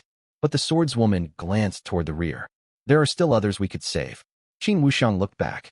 More than a dozen guards remained there, and Baru was rapidly closing in. His tone turned cold. If we turn back now, we will hand those we have rescued straight back to them. The swordswoman gritted her teeth, her eyes burning with unwillingness. Qin Wuxiang fixed his gaze on her. If you wish to save the rest, You must survive first. Die here, and you won't even get the chance for vengeance.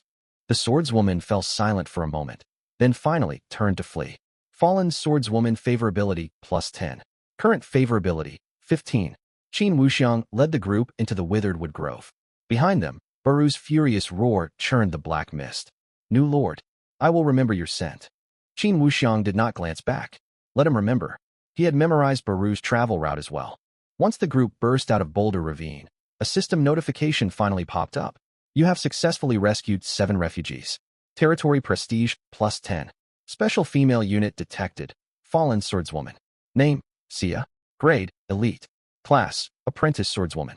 Current status, critically wounded, debilitated. Current favorability, 15. Notice, when favorability reaches 40, the unit may be incorporated into the all-creation servitude system to grant melee-type feedback bonuses. Qin Wuxiang exhaled slowly as he read the notification.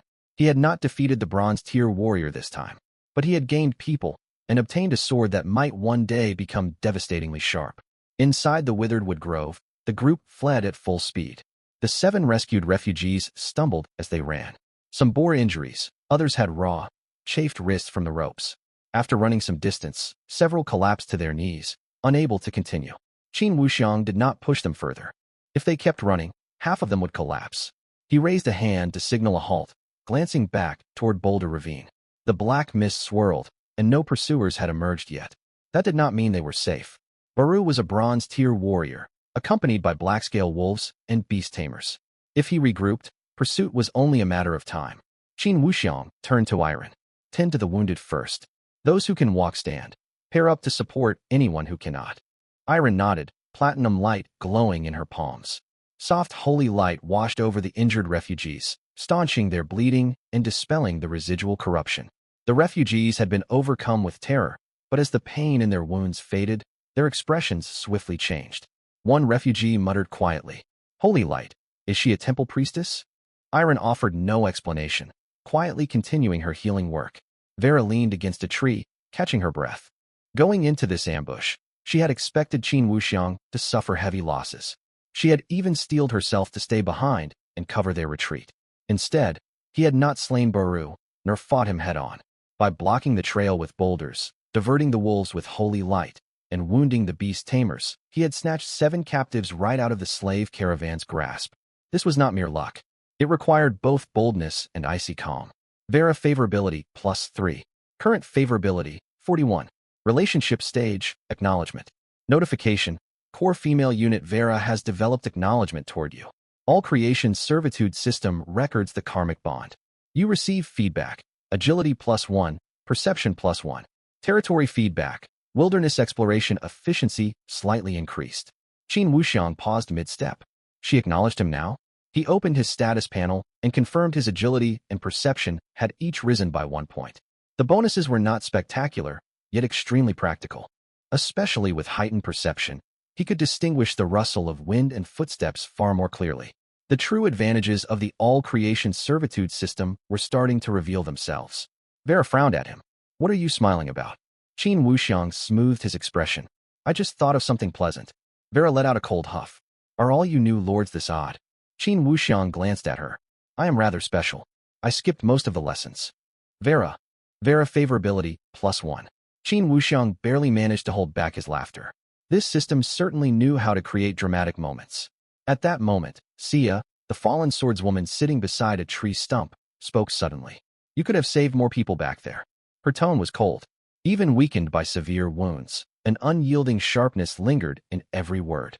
Several refugees stiffened. Silence descended over the group. Vera frowned. "If you'd let him take that risk, none of us would have escaped." Sia looked straight at Qin Wuxiang. "I know," Qin Wuxiang said calmly. "Then why bring it up? I want to know whether you were afraid of dying, or simply calculating every risk too thoroughly." It was not a kind remark. If Chun Shi and Zhou Mu had been present, they would have grown agitated instantly. Qin Wuxiang merely met her eyes, his tone steady. "Both. I fear death, and I calculate carefully." Sia stared in surprise. Qin Wuxiang continued. "I have only 1 auxiliary divine attendant, 1 injured huntress, and 2 barely trained militiamen. Opposing us are a bronze-tier chieftain, over a dozen guards, beast tamers, and black-scale wolves. Against those odds, Rescuing 7 people is already a victory. Hoping to save everyone is nothing but a fantasy. Sia tightened her grip on the broken sword, unwillingness smoldering in her eyes. Qin Wuxiang looked at her. If you want to rescue the remaining captives, you can. But first you must stay alive, heal your wounds, recover your weapons, learn the enemy's route, and only then plan your revenge. He paused, his voice growing colder. Charging forward driven only by rage will merely let Baru sell one more valuable swordswoman. Sia fell silent. She disliked hearing those words. Yet she knew Qin Wuxiang spoke the truth. Sia favorability +8. Current favorability, 23. Relationship stage, initial acquaintance. Remarks. She disapproves of your cold rationality, yet recognizes your judgment as sound. Qin Wuxiang scanned the notification and understood the situation. Someone of Sia's temperament would not submit easily. But as long as she acknowledged his reasoning, opportunities would arise in the future. Having finished treating the wounded, Iron said softly, "My lord, we must return to the territory without delay. If Baru sends the black-scale wolves to track us by scent, they will follow our trail." Qin Wuxiang nodded. "Vera, lead the way. Avoid taking the straight path back. You want to mislead the trackers?" "Exactly." Qin Wuxiang turned toward the refugees. "Everyone take off your blood-stained outer garments and leave them on the boulder slope to the east. We will circle back from the south." One refugee hesitated. "But our clothes?" Qin Wuxiang said flatly. "Choose between your life and your clothes." The man fell silent immediately. The group complied. Vera marched ahead, deliberately disturbing footprints and covering their true path with foliage. Qin Wuxiang divided a small pouch of purified clear water among the wounded, allowing each only a single sip, enough to sustain strength. Sia watched everything unfold and suddenly asked, "Does your territory have a stable source of water?" Qin Wuxiang shot her a glance. "Are you a captive or a guest?" Sia frowned. "What do you mean?" "If you are a captive, I will answer none of your questions. If you are a guest, once we return, I can offer you water and a place to recover from your wounds." Sia pondered briefly. "I am not a captive." Qin Wuxiang nodded. "Then you may consider yourself our guest for now." Sia favorability +3. Current favorability, 26. By the time the wooden palisades of the territory came into sight, daylight was fading. The elder walked out to greet them with the other refugees. When he saw Qin Wuxiang return, bringing 7 new refugees alongside a huntress and swordswoman, he stood frozen in shock. "My lord, what has happened?" Qin Wuxiang offered no lengthy explanation. "Arrange quarters for the wounded and tally the new arrivals. Keep reinforcing the palisades. No one may leave the territory tonight." He turned to gaze toward the black mist. A wolf's howl echoed faintly in the distance. Vera's expression darkened. "They are coming." Qin Wuxiang watched calmly, then cracked a faint smile. "Perfect. We stole his people. He ought to learn that this land is not somewhere anyone can chase us down as they please." The next moment, a panel notification popped up. "New population, 7, special units. Vera, Sia, temporarily stationed at territory. Warning, Baru, leader of the slave caravan, is tracking your route. Estimated arrival, within 3 hours." Qin Wuxiang stared at the warning line and slowly tightened his wooden spear. 3 hours. It was enough time for him to turn this shabby wooden cabin into the first trap. At the sight of this alert, the relaxed atmosphere within the territory instantly turned taut. Several newly rescued refugees paled, barely daring to breathe. Sia leaned against the wooden cabin, gripping her broken sword, uncontrollable fury burning in her eyes. Vera immediately turned toward the black mist, like a cheetah ready to draw its bow at any second. The elder's voice trembled. "Lord, a bronze tier leader, can we hold them off?" Qin Wuxiang did not answer at once. Right now, the wooden wall of the territory was only half built. He had merely 2 militiamen. Vera was wounded, Sia severely injured, and Yilin served only as a support. A head-on battle was unwinnable, but Baru was not leading an army to lay siege. He came merely in pursuit. Pursuers and siege troops were entirely different matters. Qin Wuxiang glanced up at the sky and spoke calmly. 3 hours is enough." The elder blinked. "Enough for what?" Qin Wuxiang looked toward the dilapidated cabin, the half-finished wooden wall, the purifying ancient well, and the pile of timber and stone he had just traded for on the ground. "Enough to turn this place into a trap." He quickly opened the territory panel. Current resources: timber 180, stone 110, iron or 20, magic crystal shards 2, constructible, simple caltrip barriers, pit traps, alarm wooden bells, temporary arrow platforms. Qin Wuxiang did not hesitate. "Build caltrip barriers, dig pit traps, scatter crushed stone outside the wooden wall. Everyone move. The refugees had been gripped by fear, yet upon hearing clear orders, they found a pillar to lean on. Qin Wuxiang pointed to the open ground on the left. Chen Shi, Zhou Mu, take 4 men to dig pits. They need not be deep, only enough to trip the wolves. He then gestured toward the gap in the wooden wall. Elder, lead the others to sharpen stakes and build caltrip barriers. Appearance does not matter, they only need to pierce feet. He turned to Vera. You know how to set traps. The area 20 paces outside the wooden wall is yours. Vera nodded, yet could not help asking. You plan to lure Baru inside? Not lure him inside. Qin Wuxiang said lightly. Make him believe he has caught up to his prey. Vera froze for a second, then understood. The easiest mistake pursuers make is recklessness, especially a bronze-tier leader like Baru. He had just had his spoils snatched by a fledgling lord, and rage simmered inside him. He would not observe patiently for long. All he would think of was charging in, capturing Qin Wuxiang, and reasserting his authority. Anger was the perfect leash. Vera favorability +2, current favorability, 44, relationship stage, acknowledgement. Qin Wuxiang skimmed the notification and wasted no time.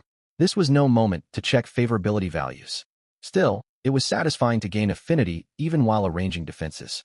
Yilin walked to his side and spoke softly. My lord, what can I do?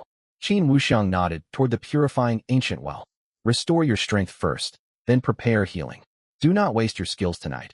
Only tend to critically wounded personnel. Yilin nodded earnestly. Understood. She asked no questions. For this territory, every healing spell Yilin cast was a life-saving resource.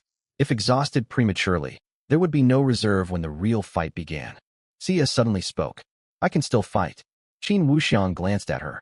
The fallen female swordsman was deathly pale, barely able to stand, yet her gaze was as hard as tempered iron. If you step into battle now, you will only hand Baru an easy kill. Xia frowned. Qin Wuxiang gave her no chance to retort. Your post is the cabin doorway. If anyone breaks through the traps and wooden wall, you draw your sword then. Xia stared at him for several seconds before saying coldly, I dislike being stationed in the rear. What a coincidence, Qin Wuxiang replied. I dislike sending men to die on the front lines. Xia favorability +2, current favorability, 28. Note, she still refuses to submit, yet acknowledges your battlefield judgment. Time trickled by. Outside the territory, the crude traps were swiftly completed. The caltrip barriers stood crookedly, yet perfectly blocked the most viable charge route. The pit traps were shallow, lined with crushed stone and sharpened wooden stakes. Vera tore the black-scale wolf pelts into strips, daubed them with blood, and hung them on several dead trees to the east. Qin Wuxiang's eyes lit up when he saw it. To mislead the black-scale wolves? Vera nodded. Wolves follow the scent of blood first. If the beast tamers lose control, the beasts will lunge toward the east. Excellent, Qin Wuxiang said. He turned toward the bound thug from the slave caravan. The man's face drained of color, his voice shaking. What are you going to do? Qin Wuxiang squatted down, his tone mild. I am offering you a chance to live. Fear surged through the thug. When Baru draws near, Qin Wuxiang continued. Shout that our defenses are weak, that I am injured, and the female swordsman is on her last legs. The more convincing you sound, the greater your chance of survival. The thug swallowed hard. What if I refuse? Qin Wuxiang gestured toward the bloodied pelts hanging from the eastern dead trees. Then you will hang alongside them. The effect should be even better. The thug nodded frantically. I'll shout. I swear I will. Beside them, Vera's mouth twitched faintly. Xia fell silent for a moment, then muttered. You are not a good man. Qin Wuxiang stood. The villains say the same thing. Xia favorability +1. Night fell deeper. Inside the wooden wall, the 7 refugees were settled behind the cabin. Yilin distributed small portions of purified fresh water to them, and popular sentiment was finally stabilized.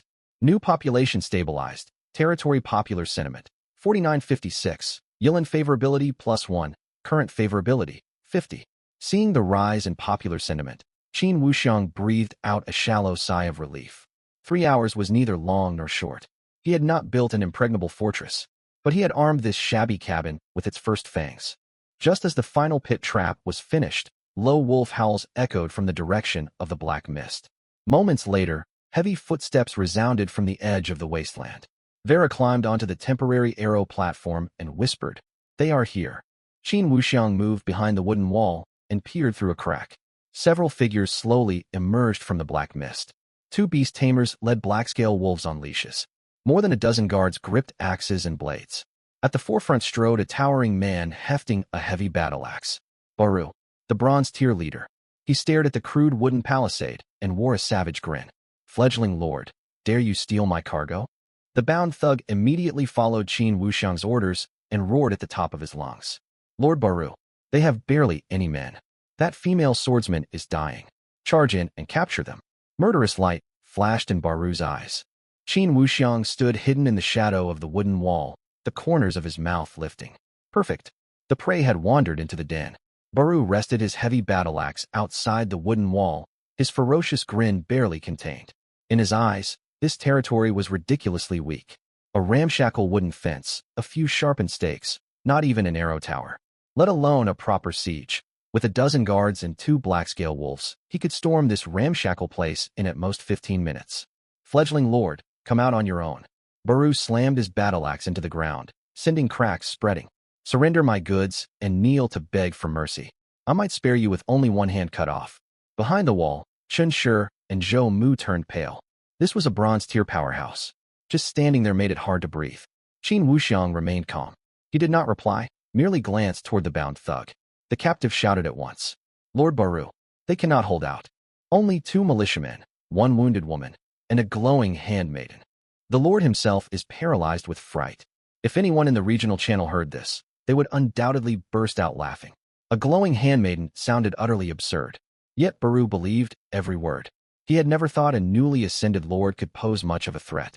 And rage still burned hot after his cargo was seized. Charge in.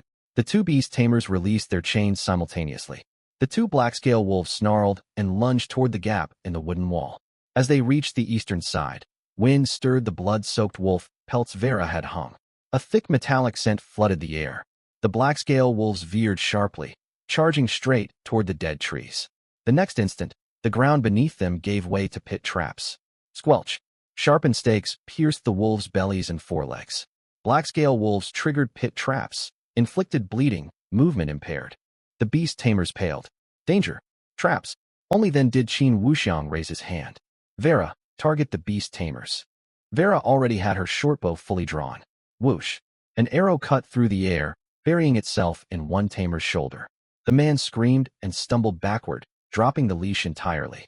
The injured black-scale wolf thrashed wildly, knocking over two nearby guards. Baru's expression darkened. Useless trash. He strode forward and swung his battle axe, cleaving straight through a row of caltrip barriers. Wood splinters flew everywhere. The power of a bronze-tier warrior could not be fully halted by crude traps. Chen Shi subconsciously stepped back. Qin Wuxiang murmured, "Fear is allowed, but stay disciplined." Yilin raised her palm, and platinum light washed over Chen Shi and Zhou Mu. Blessing of the sacred activated. Fear resistance increased. The two militiamen steadied slightly. Baru reached the wooden wall and kicked hard. Boom.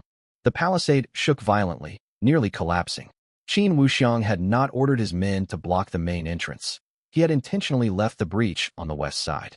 Baru kicked a second time, tearing open a wide crack in the wall. He grinned and charged inside with several guards. But the moment he stepped through the gap, loose crushed stones slid beneath his feet. Baru only staggered slightly, yet the guards behind him lacked his stability. Three men tumbled one after another. Chen Shi, Zhou Mu stabbed their legs. The two militiamen lay in ambush off to the side. At the command, they thrust their wooden spears toward the guards' calves. They could not wound Baru. Ordinary guards, however, could not withstand spears empowered by sacred blessing. Screams rang out as two guards collapsed. Qin Wuxiang did not rush forward to finish them off. He shouted immediately, "Fall back!" Chen Shi and Zhou Mu retreated swiftly. Baru swept his battle axe, narrowly missing the two men. "Quick little rats," he roared, about to give chase when Sia suddenly darted out from the cabin doorway. Her face was pale, yet her grip on the broken sword was astonishingly steady. Instead of aiming for Baru's chest, she thrust toward his wrist. Baru sneered and struck back with his axe to deflect the blow. Sia let out a muffled groan, staggering several paces, blood spilling from the corner of her mouth. Still, that single strike broke off Baru's pursuit. Qin Wuxiang's eyes sharpened. Yilin. Healing white light enveloped Sia. Basic healing activated. Sia gritted her teeth and stood firm, looking at Qin Wuxiang. "I am still alive." "I see," Qin Wuxiang said coolly. "Retreat to the doorway." Do not overexert yourself. CF favorability +3, current favorability 31. Baru finally realized something was wrong. This shabby territory seemed weak, yet every step forward dragged him into mire. The wolves were trapped in pits. His guards were bottlenecked by terrain. The half-elf picked them off from shadow with arrows. The sacred handmaiden kept healing the defenders. And this fledgling lord had never fought him head-on. He merely guided Baru's rage deeper into the traps. Are you toying with me? Murderous intent exploded in Baru's gaze. Qin Wuxiang stood within the wall's shadow and said faintly, "You finally noticed?" Not too late. Baru roared. Bronze tier aura erupted from his body as he trampled over the crushed stone and charged straight for Qin Wuxiang. At that moment, Qin Wuxiang felt real pressure. If closed in at melee range, he could not block Baru.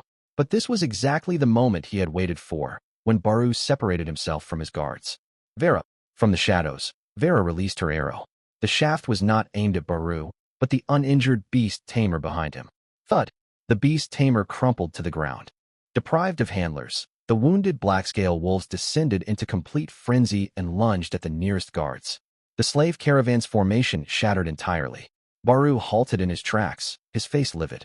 He could keep chasing Qin Wuxiang, yet most of his guards would be torn apart by the wolves. In that split second of hesitation, Qin Wuxiang had retreated beside the wooden cabin. Yilin cupped her palms, summoning sacred radiance. Vera knocked another arrow.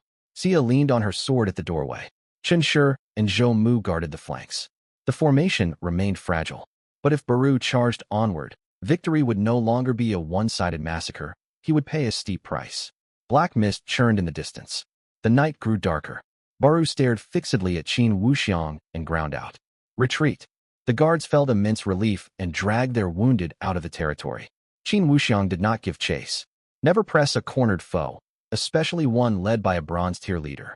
He simply watched Baru depart and spoke calmly. Next time you come, bring more men. Baru paused and glanced back with a chilling smirk. Fledgling lord, you will regret this. Qin Wuxiang offered no reply. It was only after the slave caravan vanished fully into the black mist that gasps and heavy breathing echoed throughout the territory. Successfully repelled slave caravan pursuers. Territory prestige +20. 2 guards killed, 4 guards critically wounded. Loot acquired. 3 crude short blades, 2 damaged leather armors, 1 blackscale wolf corpse. Territory popular sentiment increased. Vera favorability +4. Xia favorability +4. Yilin favorability +2. Qin Wuxiang read the notifications and slowly exhaled. Had he won? Not truly. But they had defended their home. A bronze-tier leader had tasted defeat for the first time before this ramshackle cabin. Right then, a regional announcement suddenly appeared. Defense leaderboard for Novice Zone No. 10086 unlocked. Current listed lord. Qin Wuxiang. Battle evaluation. Defeated a strong foe with inferior forces. Successfully repelled bronze-tier pursuers. The regional channel erupted instantly. Anonymous. Qin Wuxiang? That Qin Wuxiang who started with only a handmaiden? Anonymous. Wait a second. How does anyone's handmaiden fight a bronze-tier warrior? Defense leaderboard for Novice Zone number 10086 unlocked. Current listed lord. Qin Wuxiang. Battle evaluation.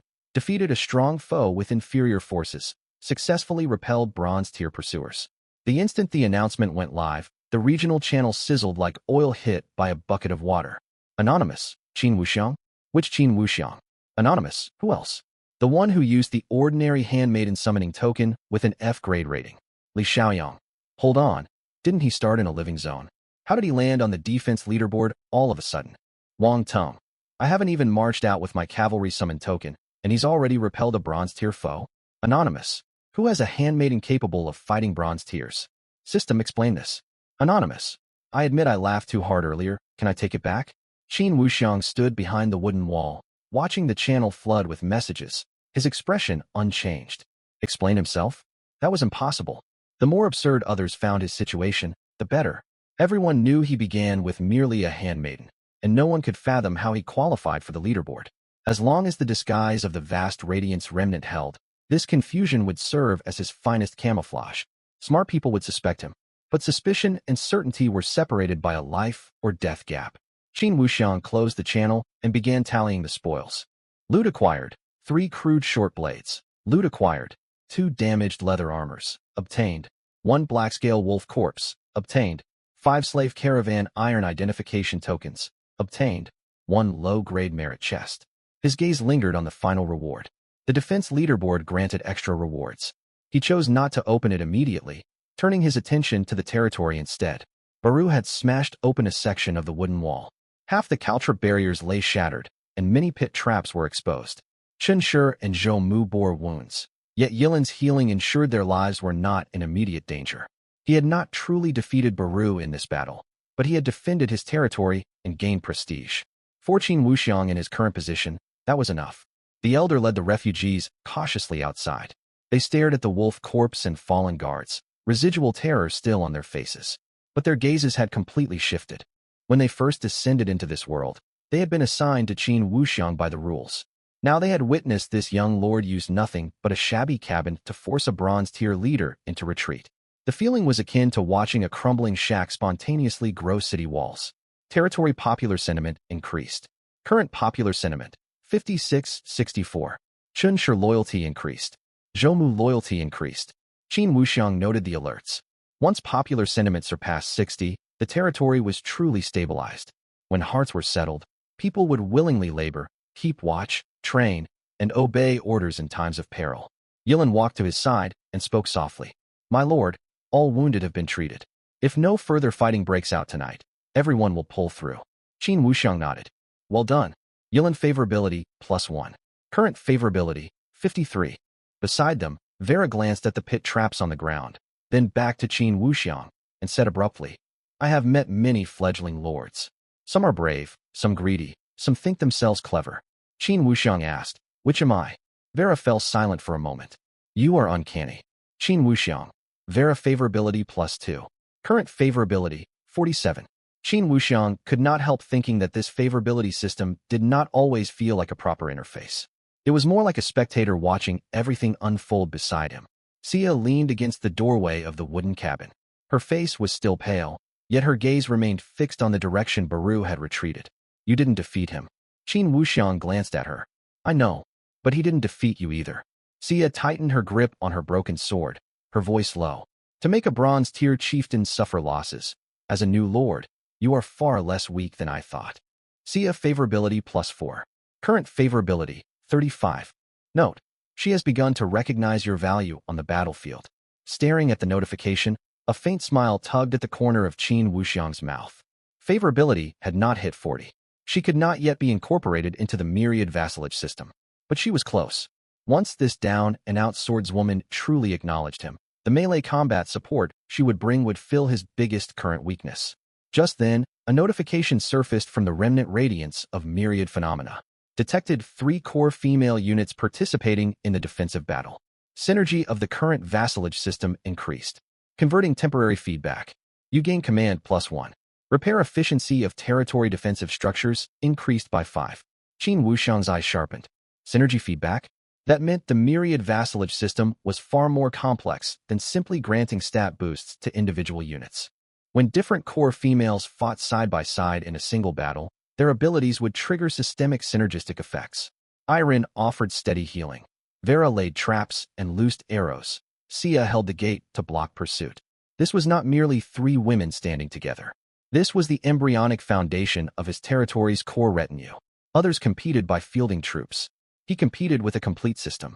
Others relied on a single knight to charge into battle. Here, his handmaiden could heal, his huntress could shoot, and his swordswoman could hold choke points. Even a run-down wooden cabin could be transformed into a nest of traps. This was the true thrill of being a lord. Qin Wuxiang opened the low-merit chest. Open low-merit chest? Open. Obtained. Wooden wall reinforcement token ×1. Obtained. Basic crossbow bolt blueprint ×1. Obtained. Prestige +10. Qin Wuxiang's eyes lit up instantly. The wooden wall reinforcement token would shore up his defensive flaws. The basic crossbow bolt blueprint meant ordinary refugees could wield long-range deterrents. These rewards could not have come at a better time. He used the token at once. A faint glow spread across the damaged wooden wall. Cracked planks locked back into place, and the barrier grew even thicker than before. Simple wooden wall reinforced. Defense increased. Durability increased. The refugees murmured in stunned surprise. Messages kept flooding the regional channel.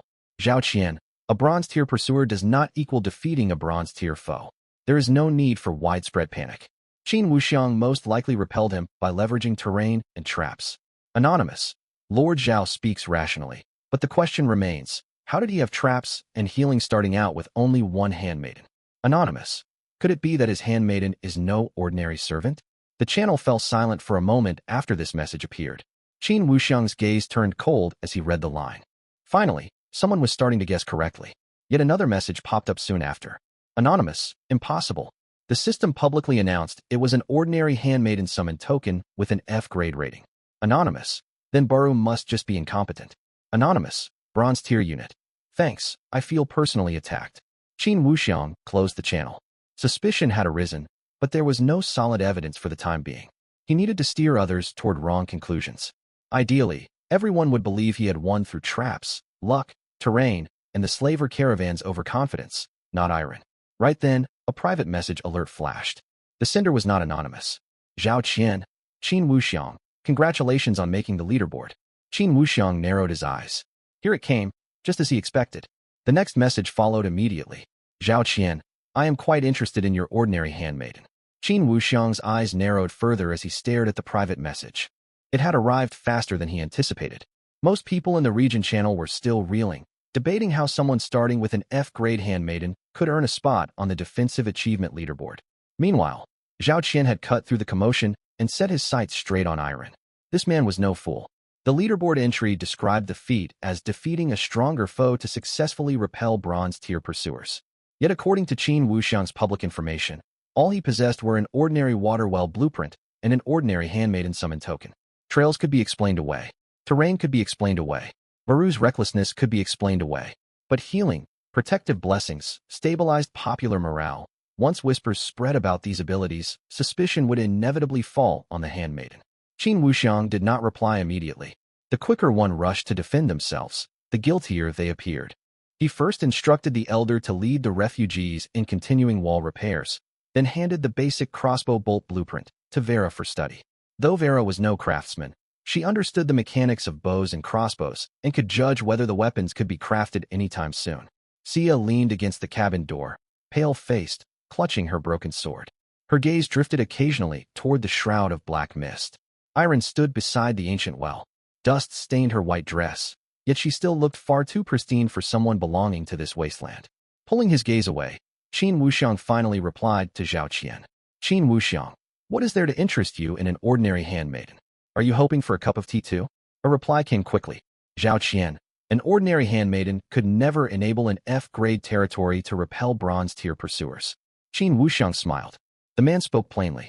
Zhao Qian was not here for idle chatter. He was probing for information.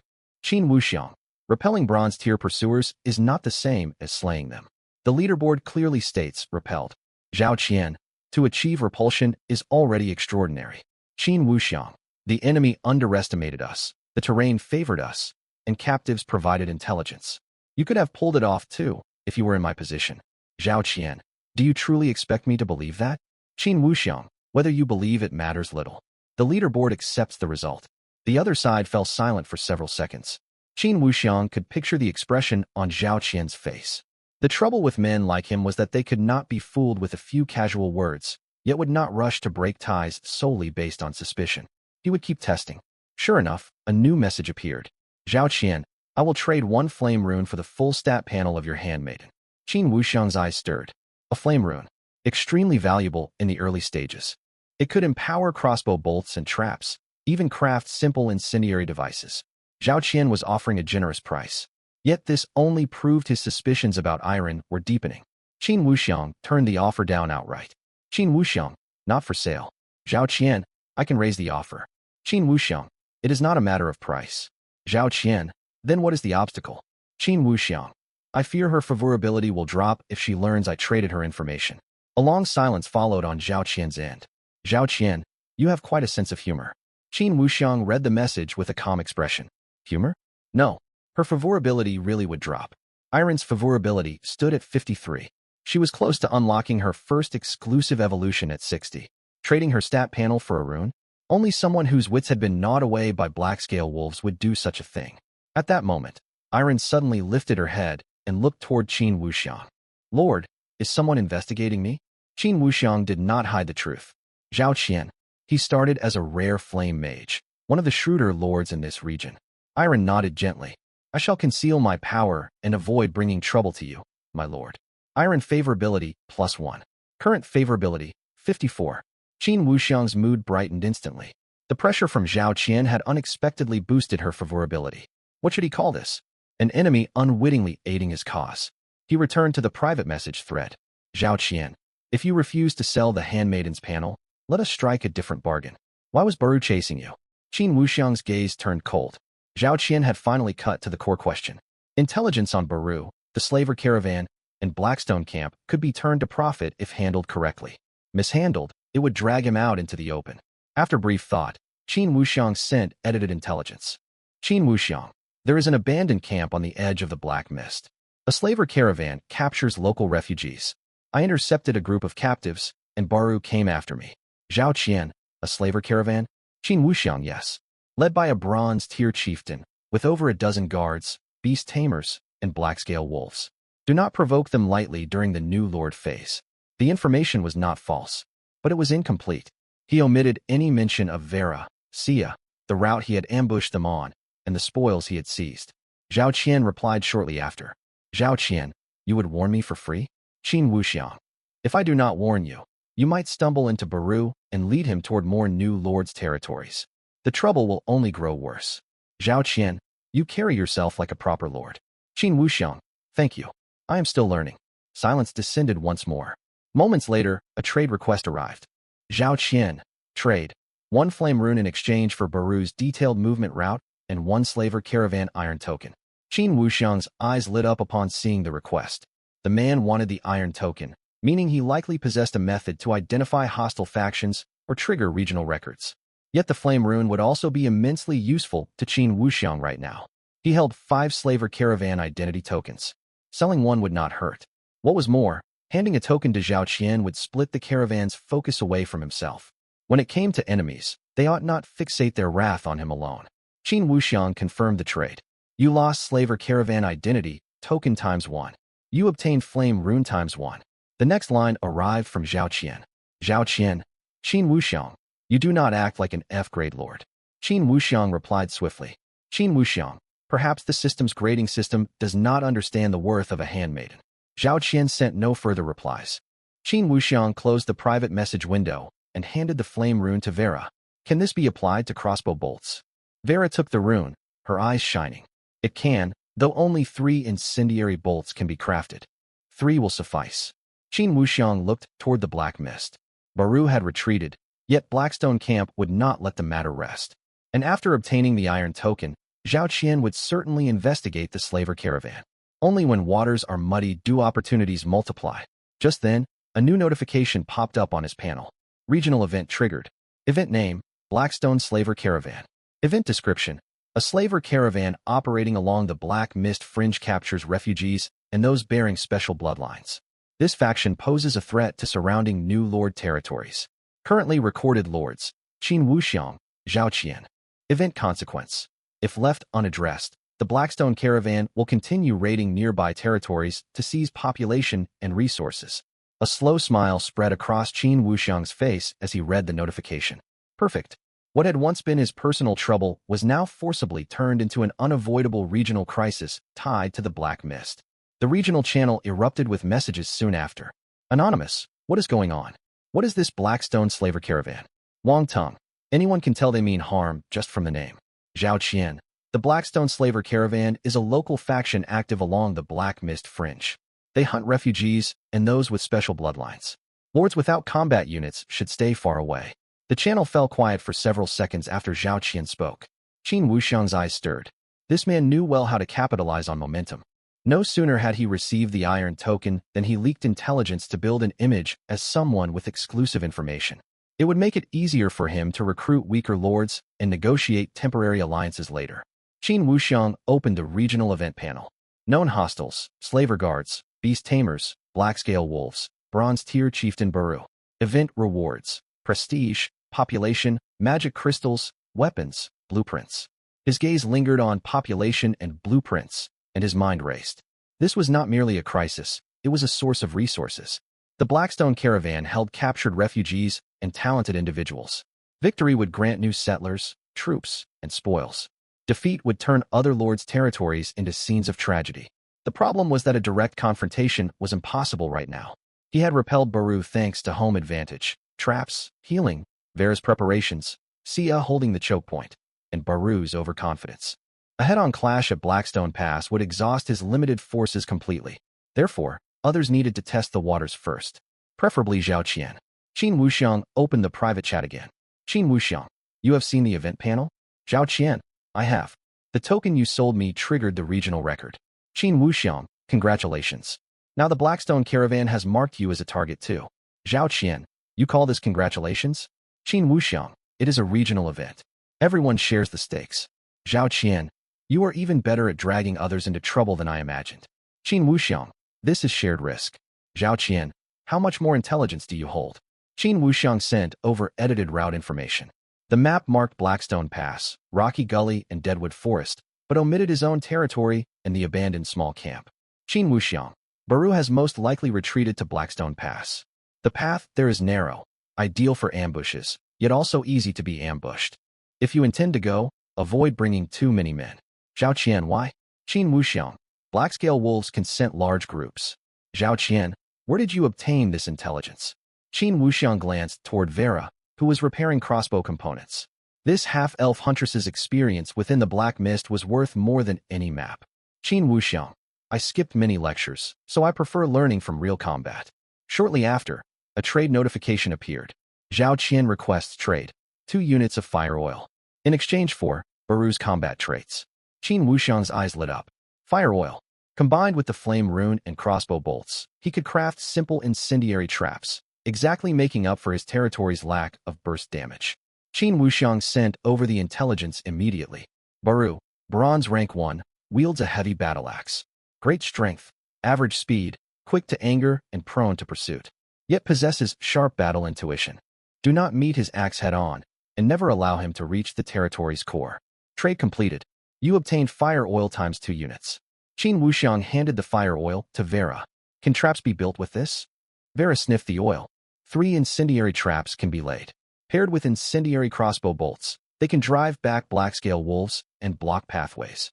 3 is excessive. Build 2 first, keep 1 unit in reserve.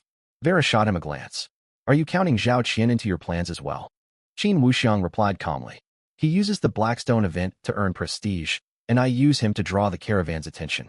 We each rely on our own wits. There is no dishonor in it. Vera favorability +2. Current favorability, 54. Sia leaned against the cabin door and spoke quietly. Men like you would earn the hatred of nobles within the mainland city-states. Qin Wuxiang asked, why? Because you refuse to be a pawn. Qin Wuxiang smiled. Then they will simply have to grow accustomed to it. Sia favorability +2. Current favorability, 40. Relationship stage, recognition. Detected that core female unit Sia has gained recognition of you. Myriad vassalage system records her fate thread. You receive feedback, strength +1, constitution +1. Territory feedback, melee unit training efficiency slightly increased. Qin Wuxiang's heart stirred. Sia had finally reached 40 favorability. Warmth surged deep within his body. Iron granted stability and recovery. Vera granted agility and perception. Sia filled the gaps in strength and constitution. Healing, scouting, melee combat. His core retinue was finally taking shape. At that moment, new messages rolled out in the channel. Wang Tong, I plan to scout the outer perimeter of Blackstone Pass. Anyone coming along? Zhao Qian, I will explore the outskirts first. Ordinary lords are advised not to follow. Qin Wuxiang knew Zhao Qian was ready to move. He closed the channel and turned to Vera. We prepare as well. Vera frowned. Head for Blackstone Pass now. No, Qin Wuxiang pointed to a pale golden marker deep within Deadwood Forest on the map. Zhao Qian will test the Blackstone caravan's strength.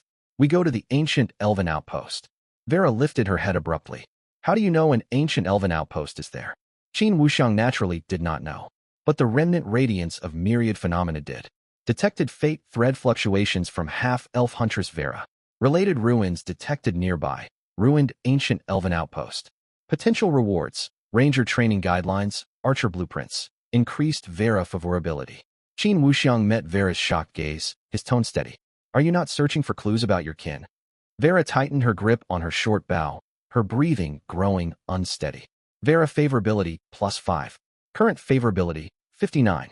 Notice, upon reaching 60 favorability, Vera's exclusive evolution quest line will unlock. Qin Wuxiang's eyes brightened. So close. Zhao Qian would openly probe the Blackstone caravan. He would secretly build up his archer and hunter infrastructure. One draws enemy fire, the other grows stronger unseen. This was what lordly rivalry truly entailed. Qin Wuxiang did not order an immediate departure. First, he told Iron to check everyone's physical condition, then instructed the elder to mark the positions of the incendiary traps on the territory sketch. Growing in secret was not recklessly charging forth to seize loot. Routes, retreat paths, decoys, backup support, nothing could be overlooked. This trip to the ancient elven outpost held Vera's hope, yet it might also harbor watchers left behind by the Blackstone caravan. Watching him arrange every detail methodically, Vera's initial anxious breathing steadied. She clutched her short bow. For the first time, she believed that following a lord such as this meant she would not be treated as a disposable pawn. Moments later, the incendiary traps behind the wooden wall were concealed once more.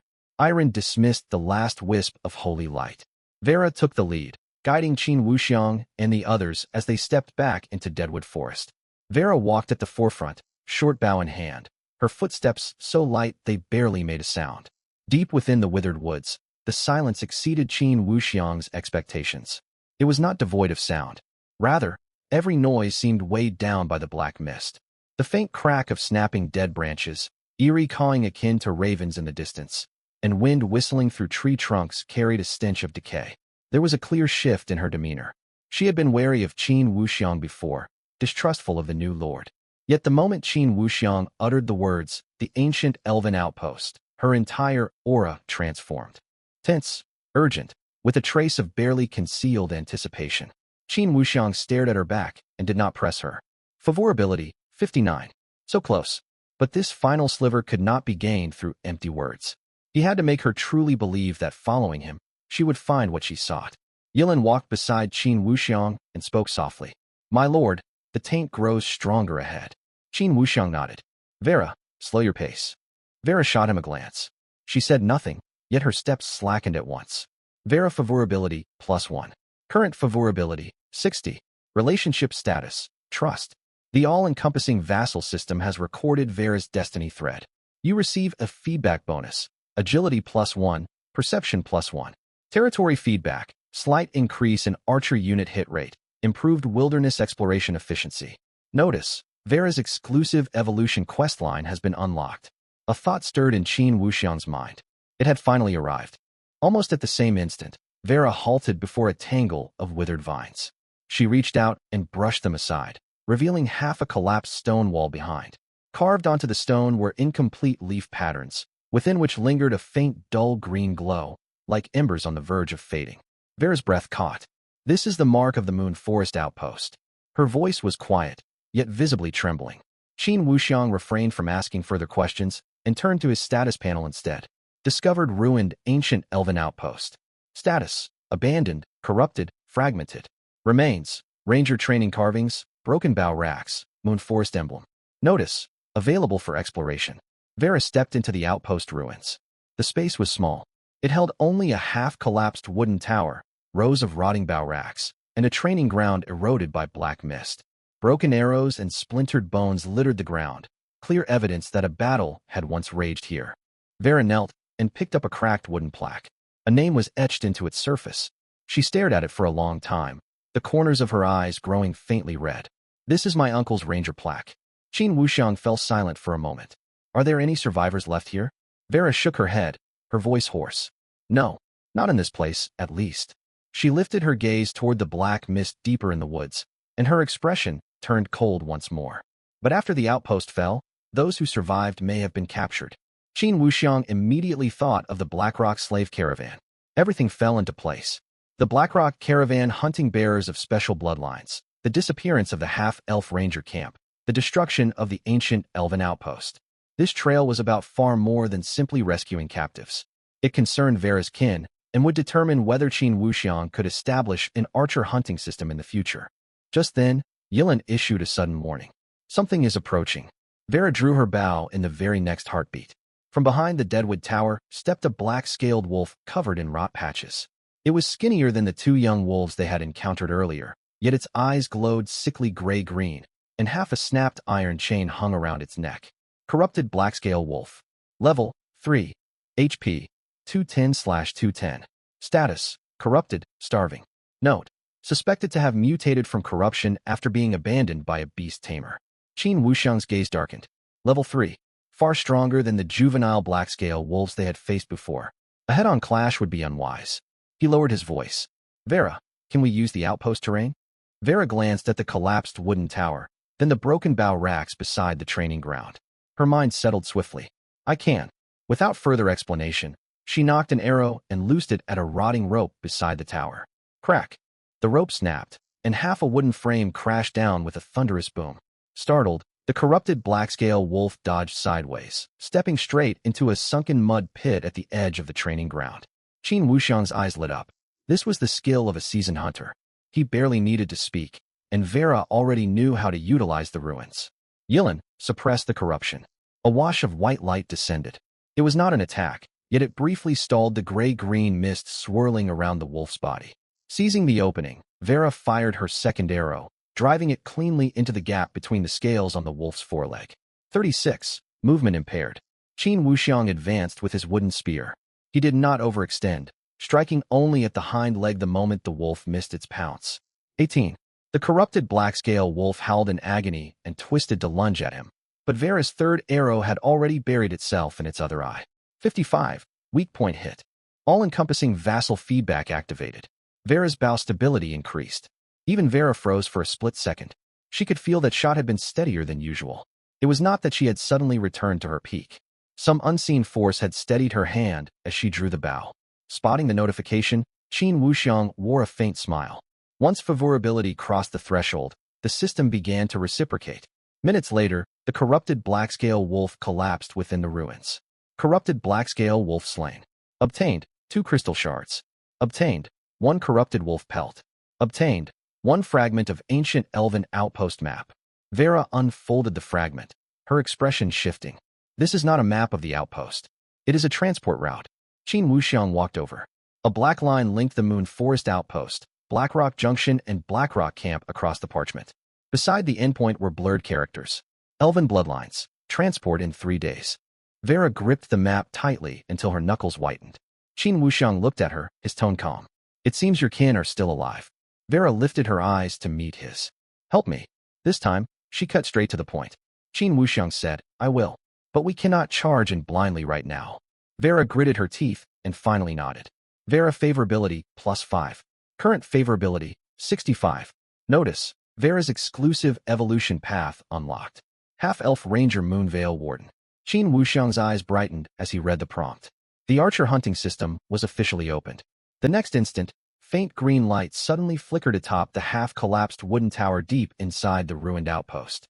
An ancient notification surfaced, detecting restorable structure, remnants of the Elven Watchtower. Upon restoration, able to train novice archer units. Qin Wuxiang's gaze lit up completely upon seeing the message. This expedition had been more than worthwhile. Detecting restorable structure, remnants of the Elven Watchtower. Upon restoration, able to train novice archer units. Qin Wuxiang stared at the 2 lines of text, thoroughly elated. This trip to the Withered Woods had exceeded all expectations. Originally, he had only planned to use Zhao Qian to draw the Blackrock caravan's attention, while casually helping Vera search for clues about her people. He had never imagined he would uncover leads, gain crystal shards, push Vera's favorability past 60, and discover the foundation for the archer system. This was far more than a scouting mission. It was akin to stumbling upon an entirely new troop line. Vera stood before the broken wooden tower, her fingertips brushing the fading green runes. Her expression was tangled, filled with longing and suppressed rage. The Moon Forest Watchtower is no ordinary sentinel tower, she whispered. It trained wardens, teaching newcomers to track footprints, read wind currents, and spot beast trails. Long ago, so long as this tower's light burned, slave caravans dared not venture within 30 li of here. Qin Wuxiang understood. This was more than merely a building. It was a symbol of the order Vera's people had once upheld. He opened the restoration requirements. Remnants of the Elven Watchtower. Status: damaged, corrupted, depleted of energy. Restoration materials: 150 timber, 80 stone, 2 crystal shards, 20 purified water. Special requirement. Restoration must be overseen by an archer class unit. Post-restoration effect. Unlock novice archer training. Expand territory scouting range. Qin Wuxiang quickly tallied his supplies. Timber and stone were abundant. Slaying the corrupted blackscale wolf had granted 2 more crystal shards. He carried 5 units of purified water on his person. Only one problem remained. They could not rebuild it here. The withered woods lay close to the Black Mist frontier, and the Blackrock caravan's route ran nearby. Rebuilding the watchtower on site would be like lighting a torch directly beneath the enemy's eyes. Qin Wuxiang reached a decision swiftly. Can we remove its core? Vera stared in surprise. You intend to move the watchtower back to your territory? We cannot defend this place, Qin Wuxiang replied. But if we take only the core and rebuild near the territory, we can hold it and train our own archers. Vera studied him and fell silent for a time. The Moon Forest watchtower bore immense sentimental weight for her. Removing its core felt like acknowledging that this land was lost forever. Yet she knew Qin Wuxiang spoke the truth. The dead could not guard their homeland. Only the living could relight what had been lost. Vera favorability +3. Current favorability 68. We can, Vera said quietly. The watchtower core rests at the base of the wooden tower, tangled in corrupted vines. They must be purified first. Yilin stepped forward, white light glowing in her palm. Leave this to me. Platinum holy light washed over the tower's base. The gray-black vines writhed as if seared, letting out faint shrill cries. Pain flickered across Vera's face, and she drew her bow, loosing an arrow to sever the thickest vine. Qin Wuxiang lent his strength as well, prying rubble aside with his wooden spear to reveal a fist-sized green crystal core. Obtained, damaged elven watchtower core. Usable as special territory construction material. Notice, this core is linked to Vera's destiny thread. Rebuilding the tower will strengthen Vera's sense of belonging. Reading the final line, Qin Wuxiang grasped its value at once. This was far more than simple construction material. It was the key to raising favorability further, unlocking new troops, and completing his scouting network. He stowed the watchtower core and ordered immediately. Withdraw. Vera glanced instinctively toward the depths of the outpost, unwilling to leave. Qin Wuxiang did not rush her.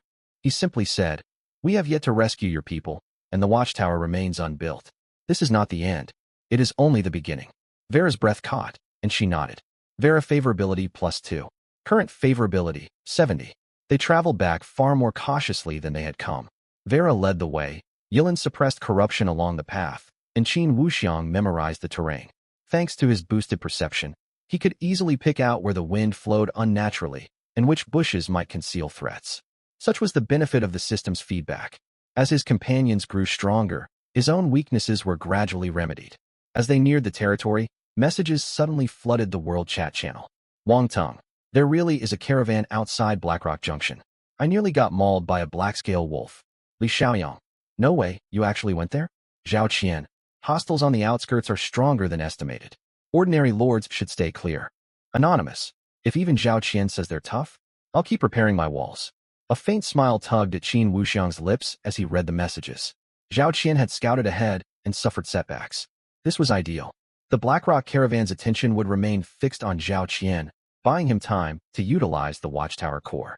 Upon returning to the territory, the elder hurried forward to greet them. My lord, the wooden walls have been fully repaired, and we have managed to craft 2 crossbow bolts. Qin Wuxiang nodded and placed the elven watchtower core on the open ground west of the wooden hut. Consume materials to reconstruct the elven watchtower? Reconstructed. Light erupted. Timber and stone assembled rapidly, forming a crude wooden tower barely 3 men tall. Its structure was unadorned, etched with faint leaf runes. Vera stood beneath the tower, eyes glistening. Elven watchtower reconstructed. Current tier, damage tier 1. Effect, territory scouting range +20. Unlocked training, apprentice archer. Training cost, 1 bow, 10 arrows, 1 ration. Training must be supervised by Vera. Moments later, another notification popped up. Vera has developed a sense of belonging to the territory. Favorability +5. Current favorability, 75. All-encompassing vassal feedback enhanced. You gain perception +1. Gazing at the newly erected tower, Qin Wuxiang felt a weight lift from his shoulders. They now possessed a stable water source, healing support, and frontline melee fighters. And now, a ranged scouting force. This humble wooden hut settlement no longer merely resembled a survival camp. It was slowly taking shape as a true territory. Qin Wuxiang chose not to broadcast the notifications, nor stir panic among the refugees. He summoned Qin Shi and Zhou Mu, then told Vera to select 2 steady young men. From this moment onward, train them to draw bows, read the wind, and track footsteps. Vera gripped her short bow without the slightest hesitation for the first time. I will. Apprentice archer training commenced. As the trainee roster was finalized, the green runes along the wooden tower lit up gently. It was as if answering the territory's first archers. At that very moment, a new alert appeared on the regional event panel. The Blackrock slave caravan has sensed the aura of the Elven Watchtower. An advanced scouting party from the Blackrock caravan is approaching the Withered Woods. Qin Wuxiang narrowed his eyes. Perfect timing. He had only just unlocked his archer troop line, and he needed opponents to test them against. Vera lifted her head and stared at the new watchtower. The dampness in her eyes faded, replaced by icy resolve. She knocked her first arrow, her voice cold and low. This time, they will not take anyone away. Qin Wuxiang looked toward the Withered Woods, his smile fading. Inside the wooden palisade, the newly recruited archers tightened their grip on rough wooden bows. The advanced scouting party from the Blackrock caravan was approaching the Withered Woods. The instant the alert appeared, Qin Wuxiang did not order an immediate sortie. The new watchtower had only just been built, and the archers were still in training. The greatest danger right now was not the incoming enemy, but internal chaos. He stood along the inner side of the wall and turned to Vera. How large is the scouting party? Vera climbed the elven watchtower, pressed her fingertips against the glowing runes carved into its surface, and closed her eyes to sense their surroundings. Faint green light shimmered across the damaged tower, like eyes slowly opening. Few footsteps. 3 people and 1 wolf, Vera said steadily as she opened her eyes. 1 beast tamer, 2 escorts. The black-scale wolf is for tracking, not frontline combat. Qin Wuxiang nodded. This force was not overwhelming, yet it was ideal for testing their new defenses. If they could not handle a scouting party, they stood no chance against the forces at Blackrock Junction. He issued his orders at once. Qin Shi and Zhou Mu were to guard the breach in the wooden wall and remain within the spiked barrier. Yilin would stay behind the wall, reserving healing only for critically wounded fighters. Vera would take the 2 new archers up the watchtower. They were to aim only for the wolf's legs and the beast tamer's wrists. The goal was not to kill, but to disrupt. The 2 newly selected young men paled with nervousness. One was named Alan, the other Zhao He. They clutched their crude bows so tightly their knuckles whitened. Vera shot them a sharp glance. Your bows are not for shaking in front of enemies. Take aim, draw fully, and release. If you miss, do not shout. Knock another arrow immediately. Alan swallowed hard. What if the wolf charges us? Qin Wuxiang cut in. That will mean your first shot failed. The 2 youths grew even more apprehensive. Vera glanced toward Qin Wuxiang. Vera favorability, +1. Current favorability, 76. Qin Wuxiang thought that the system had certainly learned to read the atmosphere. Low wolf snuffling echoed from the direction of the Withered Woods soon after. The black-scale wolf appeared first, sniffing the ground with an iron ring fastened around its neck. Behind it walked a robed beast tamer. 2 slave escorts flanked him, short blades drawn, scanning the surroundings vigilantly. There is elven scent here, the beast tamer rasped. The aura of the old outpost has been reawakened. Lord Baru was right. Remnants of those mongrels still linger. Vera's fingertips tightened sharply around her knocked arrow. Qin Wuxiang whispered, hold your shot. Vera said nothing, yet steadied the arrow tip. She burned to kill, but she restrained herself. Stability of Vera's exclusive evolution questline increased. Qin Wuxiang's eyes flickered. So mastering her emotions counted as growth. The beast tamer led the black-scale wolf onward. The wolf's nose suddenly turned toward the western section of the wooden wall. Qin Wuxiang had deliberately left a scrap of corrupted wolf pelt there to mask their aura. The black-scale wolf growled and advanced toward the sunken pit on the west side. Fire. At Qin Wuxiang's command, Vera loosed her first arrow, driving it cleanly between the scales on the wolf's foreleg. 42. Movement impaired. Alan and Zhao He hesitated a beat too long. One arrow skimmed the wolf's back, while the other stuck uselessly in the ground. The black-scale wolf roared in agony. The beast tamer reached to yank its chain. Vera snapped, aim for his wrists. This time, the 2 novice archers reacted quickly. Alan's second shot veered off target, forcing the tamer to pull his hand back. Zhao He's arrow buried itself in the tamer's forearm. Though the wound was shallow, it made the chain slip free. The black-scale wolf broke partially free and stepped straight into the shallow western pit. Wooden stakes pierced its underbelly. It thrashed wildly, spilling blood across the dry grass. The two escorts paled and charged straight for the wooden wall. Chen Shi and Zhou Mu gripped their wooden spears. Qin Wuxiang stood behind the spiked barriers, his voice calm, cutting through all panic. Wait until they cross the first tripwire. As the escorts reached the barricade, buried tripwires snapped taut. One man tumbled to the ground. The other barely kept his balance, only to be stabbed in the thigh by Zhou Mu's spear. Chen Shi roared and followed up, pinning the fallen escort to the earth. White holy light bloomed in Yilan's palm, settling over Zhou Mu's shoulder to block a counter-slash from the trapped escort. Sacred blessing activated. Qin Wuxiang did not strike. In this battle, he wanted to test the territory's defensive line, not seek glory for himself. Vera's third arrow pierced the beast tamer's throat. It did not kill him outright, yet robbed him of the ability to shout orders. The black-scale wolf still thrashed wildly. Qin Wuxiang turned to Lin and Zhao He. Loose supplementary shots. Lin gasped for breath, his hands trembling violently. Gritting his teeth, Zhao He released an arrow first, striking the edge of the wolf's neck. Lin followed suit at last, his arrow burying itself beneath the wolf's eye. The black-scale wolf let out a miserable howl, its movements noticeably slowing. Vera lowered her bow and said coolly, "This is starting to look somewhat competent." Apprentice archer training progress increased. Lin gained trait, rudimentary steady aim. Zhao He gained trait, rudimentary ambush shot. The two new archers stared at the system notifications, stunned for a moment before wild joy flooded their faces. Qin Wuxiang did not let them revel for long. Chen Shi, Zhou Mu, secure the captives alive. One of the two guards was severely wounded, the other pinned. Qin Wuxiang stepped over to the gasping beast tamer and knelt to meet his gaze. "Where is Baru?" Blood foamed in the beast tamer's mouth, yet he still wore a grin. "You lit the Elven Watchtower. Blackstone Caravan will never let you off. In 3 days, all those with elven blood will be transferred. You cannot save anyone."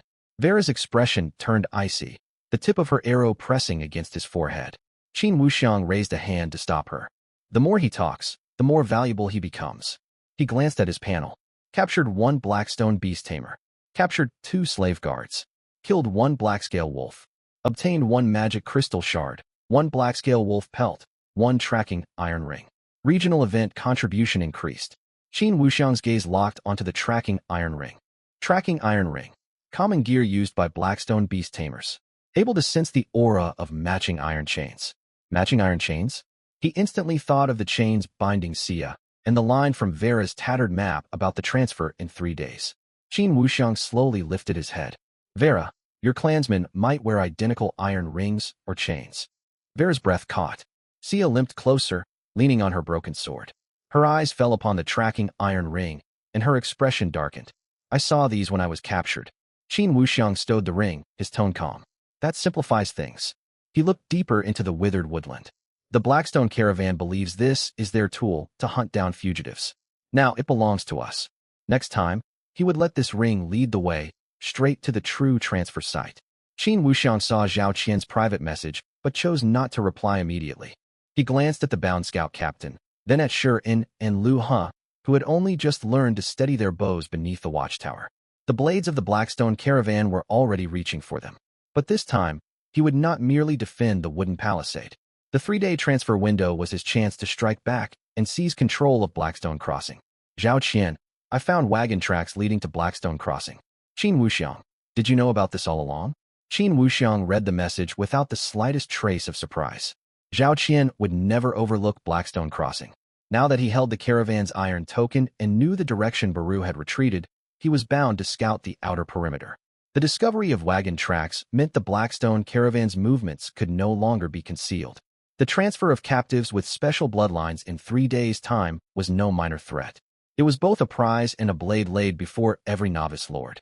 Those who seized it would gain population, prestige, and resources. Those who failed would face the caravan's retaliation. Anyone who reached for the prize would risk ruin. Instead of replying at once, Qin Wuxiang knelt before the scout captain. The man's hands were tied, an arrow from Vera still embedded in his leg. Pale-faced, he clamped his jaw shut and refused to speak. Qin Wuxiang picked up the bone whistle and waved it in front of his eyes. "If you blow this, can the men at Blackstone Crossing hear it?" The scout captain sneered. "Novice lord, you have provoked forces far beyond your station. When Lord Baru arrives with his men, your shabby wooden hut will burn to ashes. Qin Wuxiang nodded.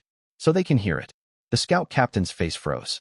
Vera said coldly, this bone whistle sends alarm signals. Different blasts carry different meanings. He was about to sound the highest alert just now. Qin Wuxiang asked, what does the highest alert signify? Vera stared at the scout captain. Detection of an elven watchtower, or discovery of escaped special bloodline captives. A flicker of rage flashed in the scout captain's eyes. Qin Wuxiang smiled. Perfect. Everything lines up. He opened his private chat and replied to Zhao Qian. Qin Wuxiang, I only just learned. Zhao Qian, do you expect me to believe that? Qin Wuxiang, whether you believe me matters little. The wagon tracks are real. Zhao Qian, you also only just heard about the transfer of special bloodlines in 3 days? Qin Wuxiang's eyes narrowed. Zhao Qian had also uncovered the timeline.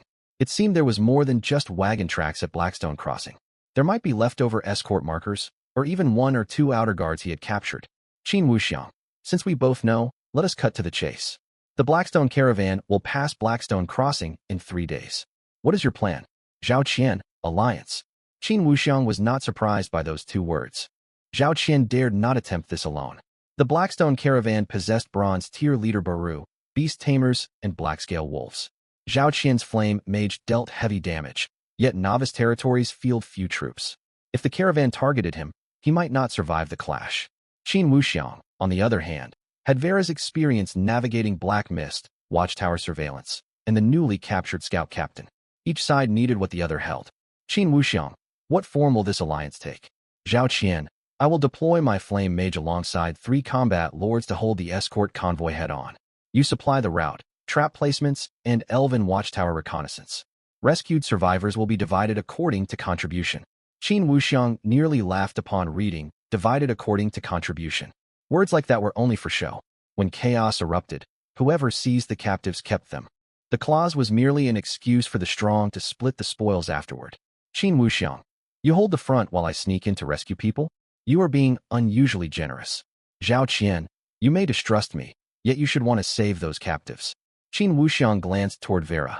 She stood beneath the watchtower, fingers clenched tightly around the tattered transfer route map, suppressing a deep cold fury in her eyes. She truly wanted to rescue her kin. But Qin Wuxiang would not gamble the entire territory for her wish. Qin Wuxiang, saving lives is acceptable. Marching to our deaths is not. I require the full route, number of escorts, and confirmation whether Baru travels with the convoy. Zhao Qian, I am still investigating those details. Qin Wuxiang, then we negotiate once you have answers. Zhao Qian fell silent for a moment. Zhao Qian, that scout captain in your custody must know far more.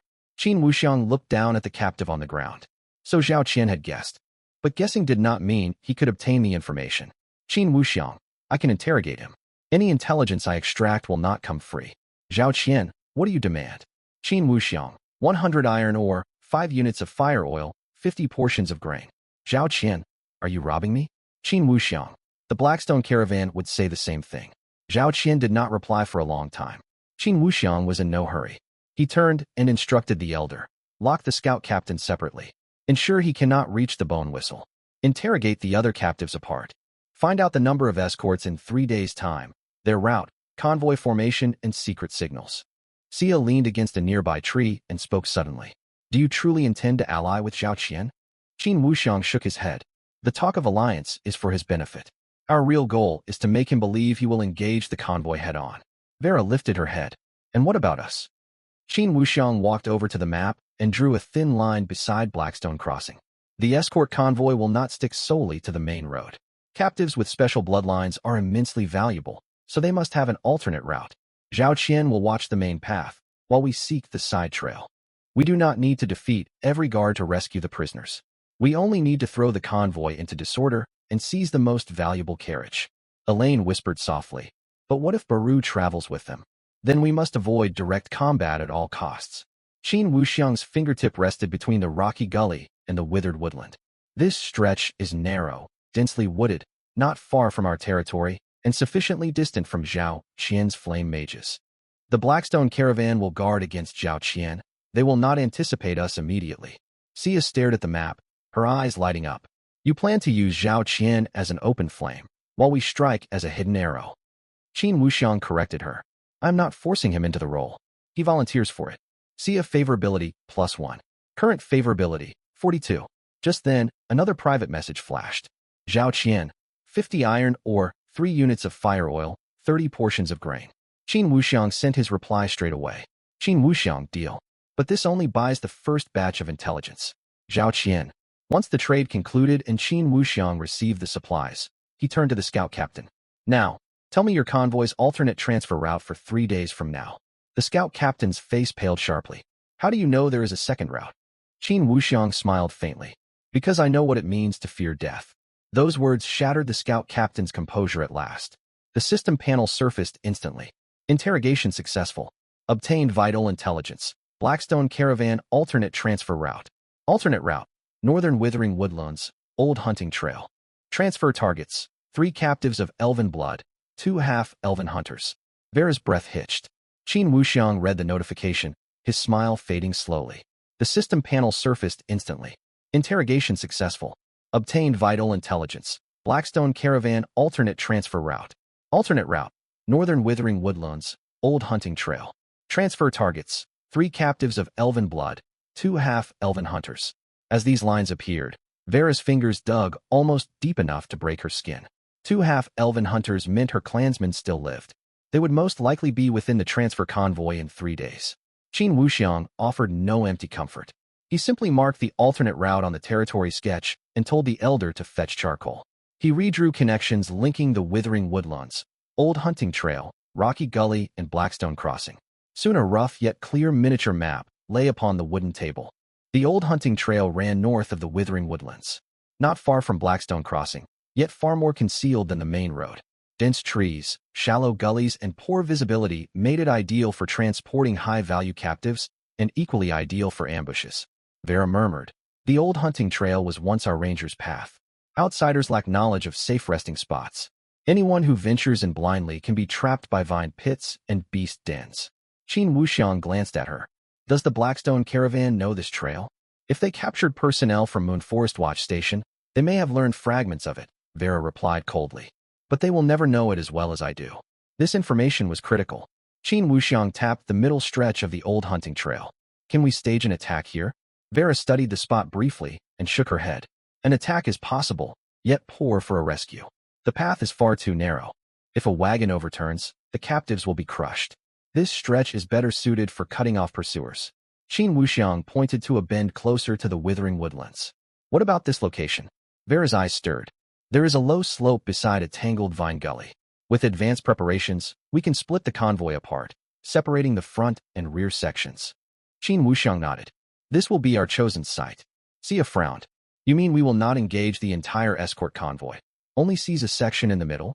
Not exactly seize the middle, Qin Wuxiang explained. We will make them believe trouble erupts at the center. The front party will turn back, the rear party will surge forward, and we will extract the wagon. The wagon held those with special bloodlines. Xia fell silent. The tactic was underhanded, yet perfectly matched their current strength. They were not powerful enough to crush the Blackstone Caravan. They could only snatch the most valuable prize. Elaine asked quietly, what if the captive wagon is not positioned in the middle? Qin Wuxiang looked toward the scout captain tied to a wooden stake. The man's expression was grim. He had attempted feigning unconsciousness, yet he flinched instinctively when Qin Wuxiang's gaze landed on him. What is the order of the transfer convoy? The scout captain gritted his teeth and refused to answer. Qin Wuxiang showed no anger. He placed the bone whistle on the table and spoke slowly. I will not blow it, but I can order Vera to sound a false alarm. The men at Blackstone Crossing will believe your scout squad discovered the elven watchtower and then vanished without a trace. The scout captain turned deathly pale. Qin Wuxiang continued. What do you think Baru will conclude? Will he believe you betrayed him, or dismiss you as incompetent? You. I have no patience left, Qin Wuxiang cut him off. The convoy formation. The scout captain's Adam's apple bobbed. At last he whispered. 2 wolves and 4 guards lead the vanguard. 2 wooden wagons follow at the center. The first carries ordinary refugees. The second holds captives with special bloodlines. 6 guards and 1 beast tamer form the rear guard. Baru will wait at Blackstone Crossing. Qin Wuxiang's expression darkened. Baru would not accompany the convoy, but would lie in wait at the rendezvous point. This meant opportunities existed along the Old Hunting Trail, yet Blackstone Crossing was too dangerous to assault. Supplementary interrogation successful. Transfer convoy formation updated. Primary target, the second wooden wagon. Vera stared at those 5 words, her breathing growing noticeably rapid. Qin Wuxiang pressed his palm against the edge of the map, his voice steady. We have 3 days to complete 3 tasks. First, train the archers. Shirin and Lu He must reliably target enemy legs. Second, relocate part of the fire oil traps to the old hunting trail. Third, construct a safe withdrawal route leading back to our territory from the ambush site. The elder spoke hesitantly. Lord, if we move traps and troops out, will the territory be left undefended? We will not deploy everyone, Qin Wuxiang said. Construction of the wooden palisade continues. Guards remain at the watchtower. And Elaine will not stray far from the territory. We are not abandoning our home, merely extending a hand outward. The refugees felt slightly reassured by these words. They feared battle less than the prospect of their lord gambling everything on a reckless fight. Qin Wuxiang would never gamble blindly. At the very least, he would not stake all he owned. Work erupted across the territory immediately. Vera trained Shirin and Lu He to aim for legs. The goal was not instant kills, only halting enemy charges. Though wounded, Xia instructed Chen Shi and Zhou Mu on how to hold choke points within narrow terrain. Elaine divided purified fresh water into small portions for the ambush squad to carry. Qin Wuxiang sorted through their newly acquired resources. 50 iron ore, 3 fire oil, 30 grain, 2 magic crystal shards, 1 tracking iron ring, 1 bone whistle. Fire oil formed the core of their traps. The tracking ring could be used to mislead the black-scale wolves. The bone whistle was both their most dangerous and most valuable asset. Used wisely, it could trigger miscoordination within the caravan. Used carelessly, it would maroon them by summoning Baru ahead of schedule. At that moment, another private message arrived from Zhao Qian. Zhao Qian, where is the second batch of intelligence? Qin Wuxiang glanced at the map and replied. Qin Wuxiang, the Blackstone caravan will transfer captives via Blackstone Crossing in 3 days. Reinforcements wait at the front. Do not charge head-on. Zhao Qian, that is all. Qin Wuxiang, this is all the first batch of materials purchased. Zhao Qian, Qin Wuxiang, you are definitely holding more information back. Qin Wuxiang smiled. Qin Wuxiang, are you not doing the same? No further replies came. Qin Wuxiang knew Zhao Qian would keep investigating the main route and gather more men toward Blackstone Crossing. This was perfect. The brighter the open flame, the deadlier the hidden arrow. As night deepened, Vera finally set down her short bow. Shirin now hit his target once every 3 shots.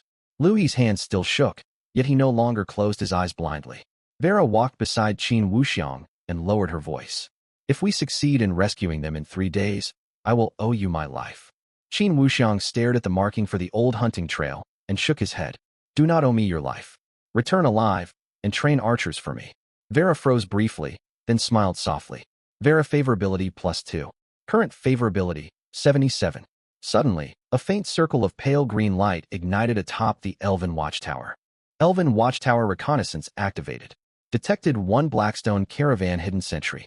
Location, entrance to the old hunting trail. Qin Wuxiang slowly lifted his gaze.